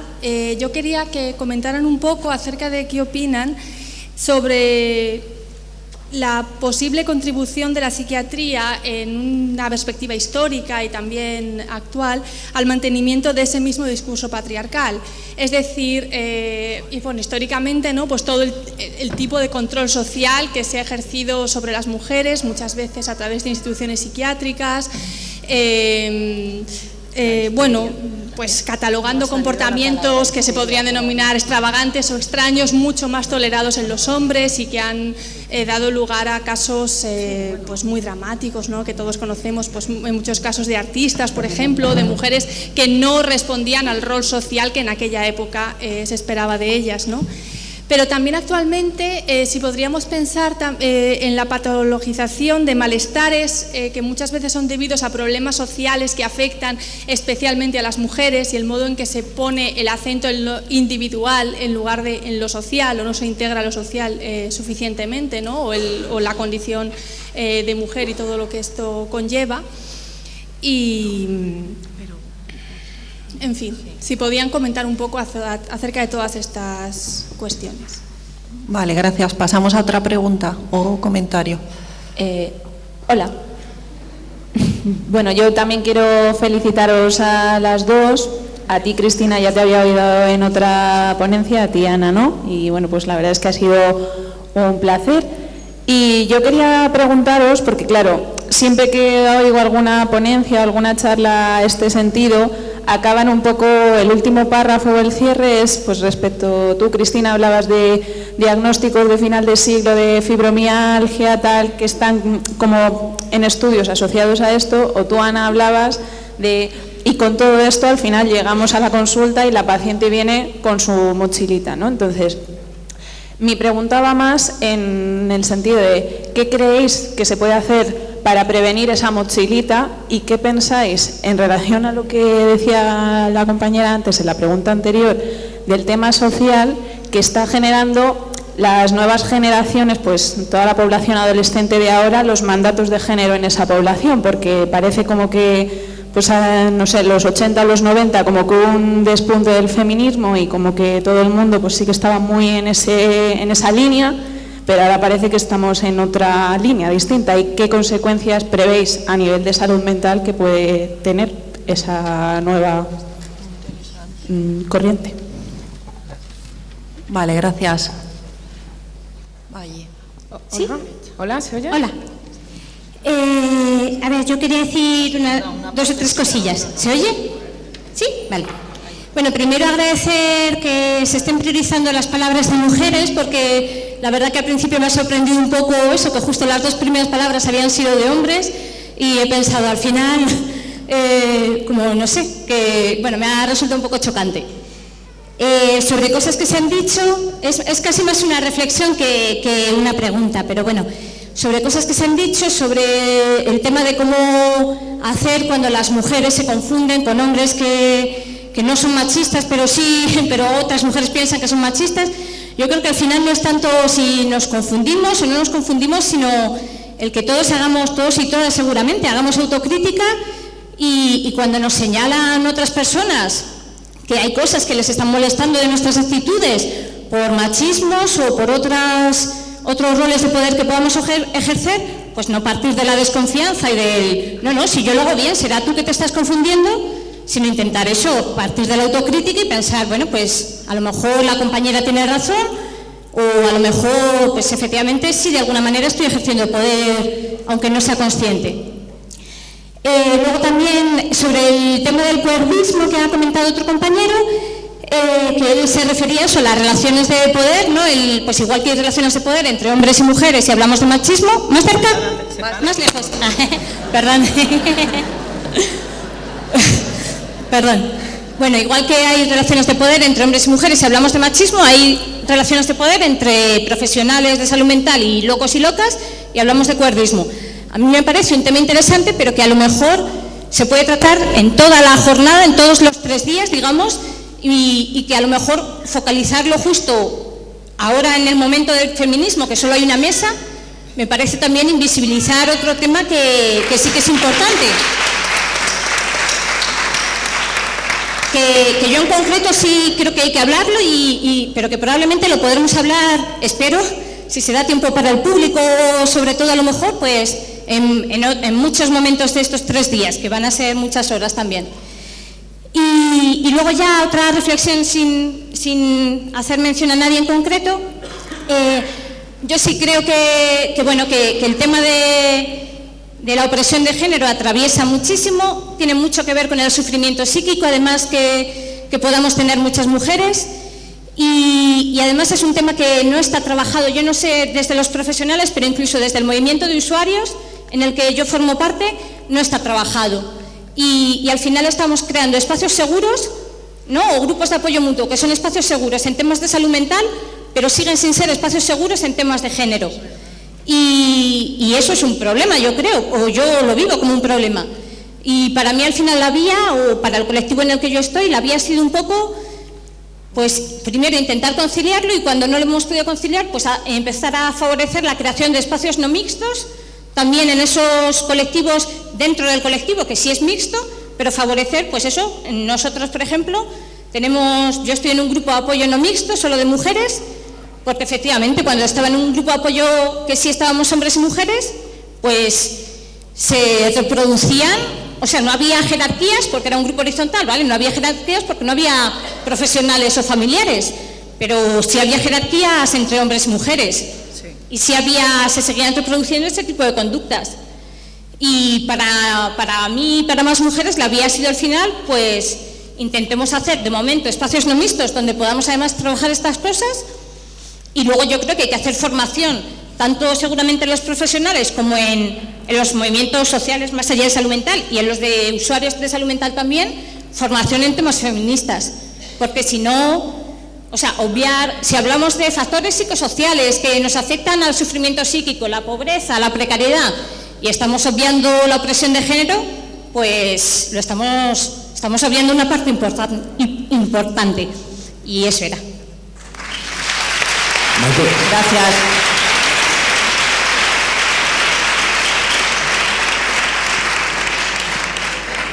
Hola.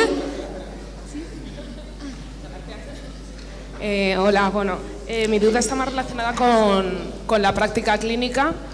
No sé si hay espacio en este momento para poder contestar, pero bueno, está relacionada. Habéis tratado de forma muy superficial el tema de la transexualidad. Quería saber hasta qué punto consideráis que está justificado el trato como síntoma de la transexualidad cuando cursa con una psicopatología. Muy bien, pues pasamos a ronda de respuestas, perdón. Como veáis. ¿Empiezo yo? Sí. Vale. Bueno, sobre la primera pregunta, hablaba de la ausencia de perspectiva de género en la práctica psiquiátrica. Totalmente de acuerdo. Vamos, en la medicina en general, en la psicología, en todas las disciplinas, pero en salud mental, por eso estamos convocadas hoy, pues claro que sí, desde los principios, desde la historia, de cómo se conceptualizan, y bueno, es que tenemos muchas referencias en nuestra historia. Broca, las enfermedades mentales se producen por el menor tamaño de la mujer. Giné, las enfermedades mentales aparecen cuando la mujer sale del espacio doméstico y se dedica a hacer otras cosas. Eso en su momento, parece que hace mucho más tiempo, pero incluso en la construcción de diagnósticos dentro del DSM, entonces sí sabéis que hubo mucha polémica hace unos años porque se intentó introducir el diagnóstico de trastorno masoquista de personalidad y no se hizo gracias a la presión del colectivo feminista de la APA, porque realmente detrás de la justificación de ese diagnóstico había muchos relatos de mujeres maltratadas que ante la dificultad de poder ser entendidas por los terapeutas eran patologizadas y se argumentaba que toleraban el maltrato en función a un trastorno de personalidad. O sea que en la configuración de diagnósticos también hay un sesgo importante. El trastorno dependiente de personalidad, si lo revisáis, también hay muchas alusiones que están en consonancia a la forma tradicional de describir al funcionamiento de una mujer.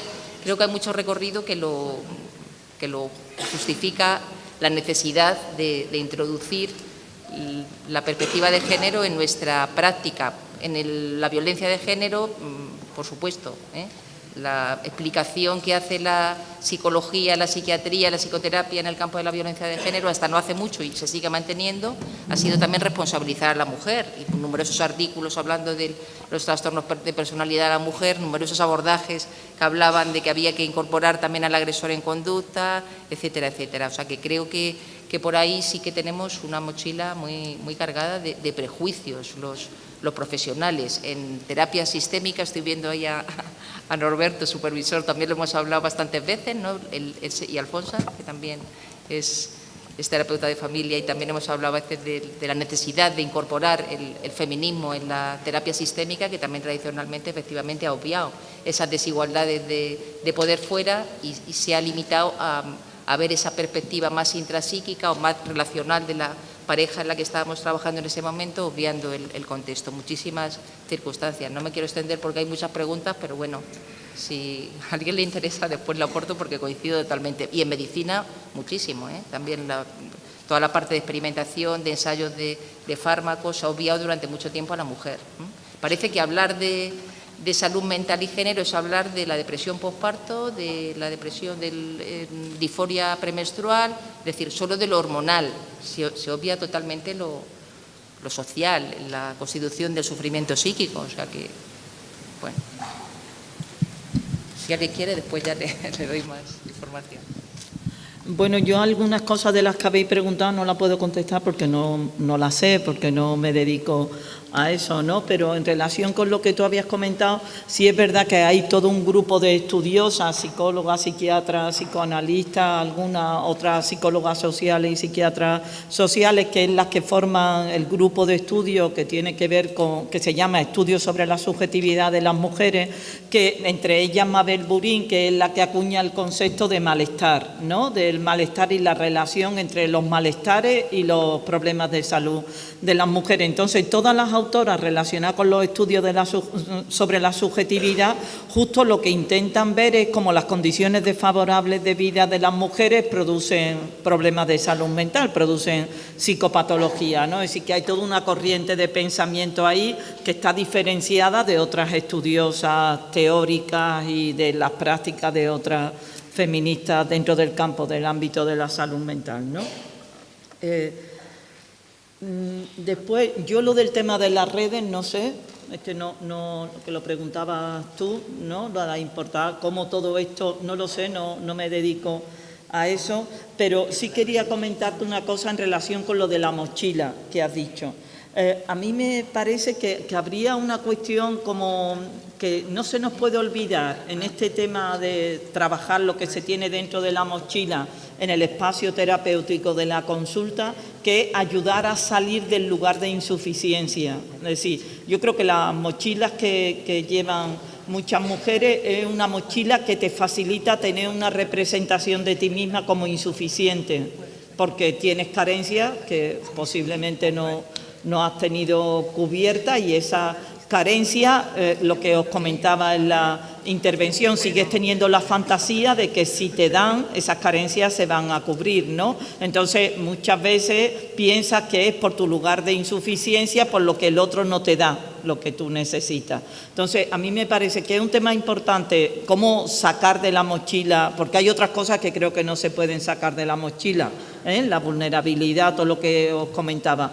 Pero el tema de la insuficiencia creo que sí es un tema de trabajo importante, y que la relación terapéutica no te haga más insuficiente, que a veces hacemos, el trabajo nuestro hace más que se ahonda en la insuficiencia del otro, más que lo que tiene que ver con poder encontrar otra representación, ¿no?, del otro que no sea desde lugares de insuficiencia. Yo, eso, vamos, creo que haciendo ese trabajo haríamos un trabajo importante, ¿no?, en el sentido de poder cambiar la representación de ti misma y poder pensar las claves, lo que te pasa en la vida en claves de conflicto, en clave de cómo aprende a llevarte bien con el vacío, porque lo de la vulnerabilidad significa que las carencias no se nos van a cubrir nunca y tendremos que acostumbrarnos a tener una buena relación con los huecos, ¿no?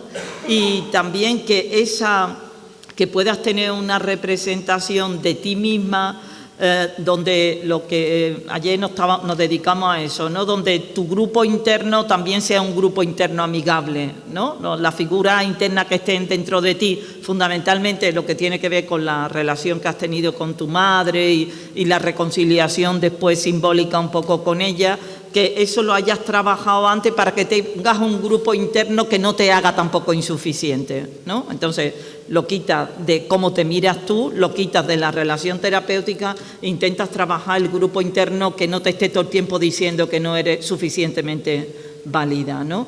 Yo una nota sobre la transexualidad, nosotros tenemos una consulta de apoyo en el Hospital Virgen de las Nieves, que es donde yo trabajo, a la transexualidad, pero no por un problema de salud mental.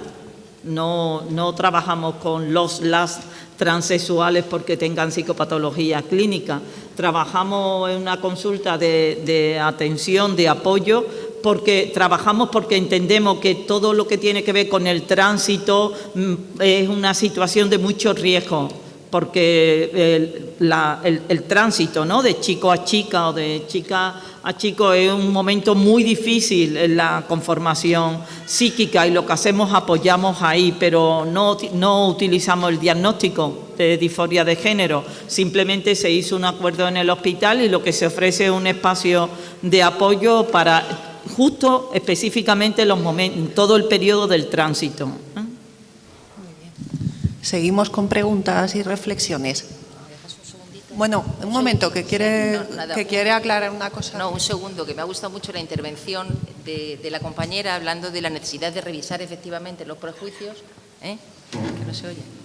En cualquier espacio, también en los espacios igualitarios, como puede ser los GAN o cualquier tipo de espacio asambleario, donde aparentemente no hay distancias. Y me ha hecho recordar en el 15M la polémica que surgió cuando alguien puso una pancarta que decía «La revolución será feminista o no será». Y hubo gente que se lanzó inmediatamente a quitarlo y hubo bronca, etcétera. O sea que efectivamente en cualquier espacio hay que revisarlo. Hola. Agradezco mucho todo lo que ustedes han comentado, me pareció súper interesante. Esto de la no aceptación de la vulnerabilidad, la dependencia y la diferencia. Pero a mí me queda siempre la duda cuando hablamos del feminismo. Yo no sé mucho del tema en realidad en profundidad, pero ¿cuál es el rol del hombre en el feminismo? Porque en el fondo somos las mujeres siempre las que, o sea, las investigaciones, las autoras, en el fondo habitualmente somos mujeres.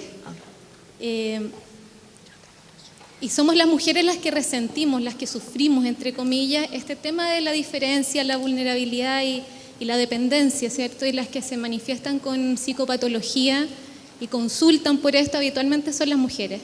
Pero ¿cómo se llega a que el hombre también desea hacer un cambio, siendo que está en esta posición hegemónica con un yo en el fondo súper seguro y que en el fondo se hace como propietario del poder? ¿Cómo se llega a que el hombre quiera trabajar la afectividad y poner en cuestionamiento su poder? Digamos, como ceder ese poder también a la mujer. Eso. Gracias. Allí, arriba. Hola. Hola, ¿se escucha? Quería, compartir una experiencia personal y también, que no es personal, sino que es a través de otro colectivo. Actualmente vivo en Barcelona, pero soy chileno y estoy haciendo una investigación sobre la salud mental actualmente en Chile, y estaba trabajando con un colectivo de personas con diagnóstico, de usuarios y ex-usuarios de salud mental, y ellos, a propósito de lo que se ha conversado acá, justamente desde el año pasado, pero este año con mayor fuerza, tienen una campaña, y es una campaña donde se articulan estas dos dimensiones de opresión, ¿no? La opresión de ser una persona cicatrizada y de ser mujer. Y en esta campaña lo que están haciendo justamente es denunciar lo que ellos denominan el componente patriarcal, digamos, de la salud mental o de la psiquiatría. Y para eso, en su campaña, que le llaman "No es lo mismo ser loca que loco", que tienen su Facebook, que tienen su otros medios de difusión, ponen justamente esta reflexión, que es un poco la que había planteado Cristina en relación a esto de la interseccionalidad. Pero yo creo que, ya está en mi reflexión personal, lo que es relevante aquí es que es la experiencia en primera persona de la mujer cicatrizada la que puede dar cuenta, en el fondo, de esta invisibilización de la que se está hablando, ¿no? O sea, si no es la mujer cicatrizada la que habla, la que tiene esta experiencia, la que puede hablar, por ejemplo, de su experiencia con terapia electroconvulsiva, con la sobremedicalización, sobre las internaciones psiquiátricas, sobre las agresiones sexuales al interior de las instituciones de salud mental, sobre el proceso de medicalización que comienza en la niñez, sobre el uso de psicofármacos para indicaciones que no están prescritas en personas mayores, ancianas, etc. Todas esas dimensiones hay que retomarlas, digamos, desde la primera persona. Entonces, como ejercicio, yo les comento que cuando se hace el foro de debate, en este caso es otro contexto, es una experiencia, es una campaña de difusión en universidades. Las personas que hablan de esto son usuarias o ex-usuarias con diagnóstico y hablan de estas opresiones en particular. Entonces, quisiera relevar esa experiencia que es en primera persona y que se puede compartir, ¿no? Que se pueda replicar también. Gracias. Gracias. A la izquierda. Hola. Bueno, a mí, yo he trabajado muy poco el tema del feminismo y más el tema de la salud mental, ¿no? Pero en parte hay cosas que, unas cosas me recuerdan a otras, ¿no? Y sobre todo en el sentido de que a veces cuando sacas algo por la puerta, pues te vuelve a entrar por la ventana, ¿no? Porque yo creo que las mujeres de los países desarrollados llega un momento en que pensamos, bueno, esto del feminismo como que tenemos que defender lo más tremendo, ¿no? Las lapidaciones en Arabia Saudita, la falta de empoderamiento de las mujeres en África, la situación del mundo islámico, no sé qué, ¿no? Y tenemos aquí mucho que trabajar, ¿no? A mí me ha encantado oír a Ana cuando hablaba de la gestión de la nevera. Yo pensaba, y no lo sé, quizá entre gente más joven eso está cumplido, ¿no? Yo en mi baño tengo enmarcado un cuadro que pone una casa limpia es una vida desperdiciada. Y solo el incorporar ese lema a mí me parece que es para las mujeres costosísimo. Invito a la reflexión de mujeres y hombres aquí de quién realmente se hace cargo de la logística de la casa, ¿no? Y de temas como si el horno llega a estar limpio o no estar limpio, o finalmente no se ha depositado eso sobre otra mujer a la que una paga para no tener que reñir. Bueno, quizá esto está resuelto en algunos ámbitos, pero por la asociación libre eso me llevaba a pensar, por ejemplo, cuántos equipos masculinos hay de seguimiento de pisos tutelados de enfermos mentales, ¿no? ¿Quiénes se ocupan de eso? ¿Qué proporción hay entre enfermeras, mujeres y hombres? ¿Qué proporción estamos aquí de hombres y mujeres, siendo que las mujeres son la inmensa mayoría de las trabajadoras de salud mental? ¿Y qué proporción de hombres ponentes y mujeres, aunque aquí este congreso ha hecho un gran esfuerzo por equilibrar, ¿no? Entonces, bueno, pues yo creo que queda mucho camino por recorrer, ¿no? Y que es muy importante estar alerta a las pequeñas cosas de la vida cotidiana, porque si no corremos el riesgo de pensar que nosotros ya hemos conseguido el objetivo y estamos hablando de nosotros de nuevo. Bueno. Gracias. Yo, perdón. ¿Puedo ser? Sí. Hola, yo quería agradeceros y agradecer a las organizadoras la organización de esta mesa, y mi pregunta era un poco cómo en la terapia, cuando surgen toda esta agresividad, pues al tratar temas de maltrato, ya sea maltrato explícito o un maltrato más implícito, más crónico, digamos, esa agresividad que surge, que se puede experimentar como culpa o como rabia, cómo trabajar eso en la terapia un poco para no reculpabilizar, revictimizar, para no estorbar en esa elaboración un poco. Gracias. Abrimos respuestas. He perdido la cuenta. ¿Una más? Venga. Hola, buen día. En primer lugar, felicito a las ponentes por realmente poder hablar cada una en media hora. Lo que han comentado es un esfuerzo de síntesis y que habla de la experiencia de muchos años en eso. Yo quería comentar brevemente dos cosas. Yo animo a las compañeras a que se animen a cuidar menos a los hombres. Y digo esto porque cuando pensamos que hombres y mujeres sufrimos por igual, sería lo mismo que decir que ricos y pobres sufren por igual. Es cierto, los hombres también lloran. Pero quizás lo que falta es poder ver el daño que produce en las mujeres la posición dominante de nosotros los hombres. No es lo mismo trabajar la agresividad de un maltratador de hacerle reconocer el daño que le produce a ella, por ejemplo. Entonces yo creo que quizás el riesgo que tiene de pensar que hombres y mujeres sufrimos por igual es que deje invisibilizado el plus de daño que producimos los hombres a las mujeres. Y creo que eso hay que meterse, y eso es hablar realmente de poder. Lo otro es hablar de relaciones nada más, ¿no? Yo creo, no sé cuántos hombres somos aquí, bastantes. Creo que todos tenemos y somos machistas, porque estamos en una sociedad machista. Pero probablemente el compañero que tiene un bebé, que ha salido de su mandato de género tradicional, no siente lo mismo frente a una mujer que transgrede su mandato de género, ya es autónoma, y por eso su pareja la mata. O sea, hay un plus que debemos reconocer que lo producimos nosotros. Trabajar la subjetividad está bien, pero yo creo que hay que trabajar mucho el hacer masculino, es decir, los hombres expoliamos energía, tiempo, recursos a las mujeres, y mientras no saquemos esa monopolización de todo eso y nos hagamos cargo realmente de la igualdad en cuanto reparto igualitario de ventajas y privilegios, es decir, en este momento decir que los hombres sufrimos y no reconocer que en el mundo tenemos ventajas, muchísimas, incluso vivimos menos, pero morimos cuidados por alguna mujer.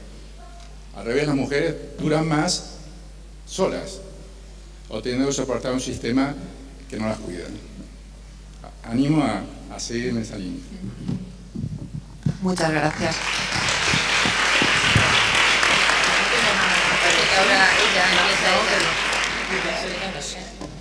Es que no tengo mucho más que decir, vamos, que creo que Luis ha hecho el favor a la mesa de contestar, vamos, que no, la verdad no tengo.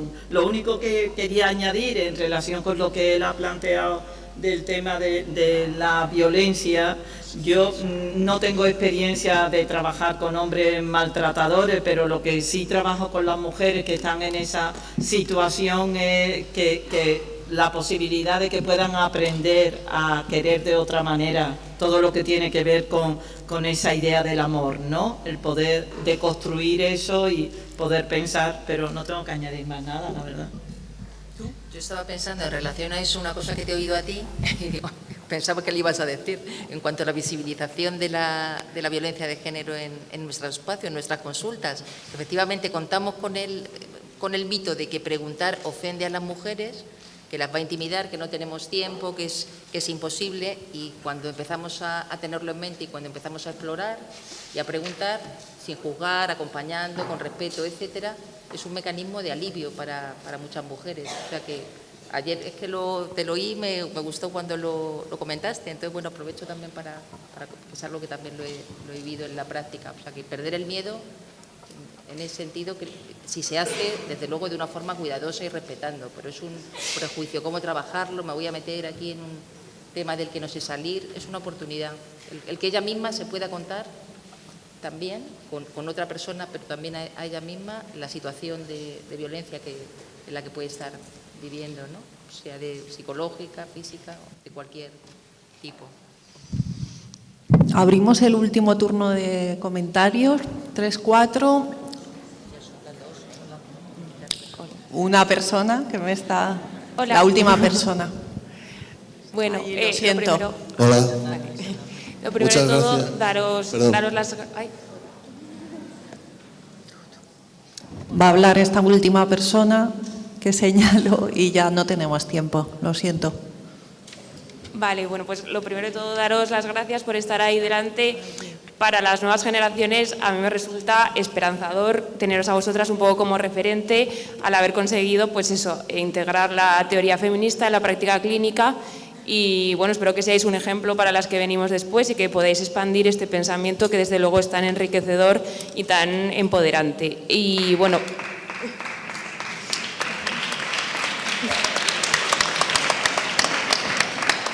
decir que las que nos hemos adentrado en la teoría feminista sabemos que es una herramienta necesaria, que es muy potente, que consigue visibilizar lo contingente de estas estructuras y estos mandatos de género y que abre la puerta a un sinfín de posibilidades que de momento teníamos restringidas por acatar estos mandatos y estos estereotipos que nos alienaban directamente.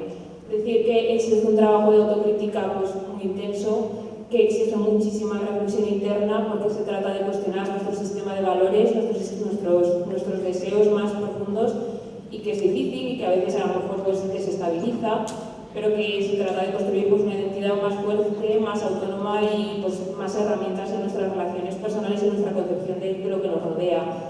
Quería introducir la cuestión de clase, porque desde luego el género no actúa de forma aislada. En mi poca experiencia clínica me he encontrado con muchas mujeres que desean salir de su situación de opresión y no pueden hacerlo porque no tienen recursos económicos. Hay una desigualdad estructural que sigue perpetuando la violencia de género y que sigue perpetuando pues, la situación de subordinación de las mujeres. Y luego pues os quería preguntar, pues un poco para abrir debate, ¿qué es lo que opináis del discurso de excelencia hacia la feminidad y hacia la labor femenina? Me refiero a la labor de cuidados, me refiero al vínculo madre-hijo y me refiero a estas cuestiones que están un poco sobre la mesa que, bueno, pues pueden ser enriquecedoras, pero que también de alguna manera siguen perpetuando según qué mandatos de género y, bueno, que nos sitúan a las mujeres otra vez en la posición de tener que asumir ciertas contradicciones de género y, bueno, pues saber un poco vuestra opinión. Gracias. Cerramos con las respuestas ya, lo siento. Bueno, pues nada, en 2 segundos, la excedencia o los permisos o tal, a mí lo que me gusta son los permisos intransferibles, esa propuesta de que hombres y mujeres tengamos opción a podernos coger permisos amplios y dar oportunidad a todos y a todas a tener esa posibilidad de vínculos, pero no que sea sustituible, no que la madre, en mi opinión, sé que esto es un tema polémico, pero mi opinión es que el permiso para el hombre debería ser igual que el de la mujer y que no lo pueda delegar, porque si no, los propios mandatos y el propio funcionamiento te lleva a delegarlo a la mujer, ¿no? Por todas estas cosas que hay que trabajarse. Y creo que después de un tiempo de práctica podremos incorporar que el tema del cuidado y el tema de los vínculos de nuestros hijos es tarea de madres y de padres, pero vamos, no me meto mucho más. Muchísimas gracias.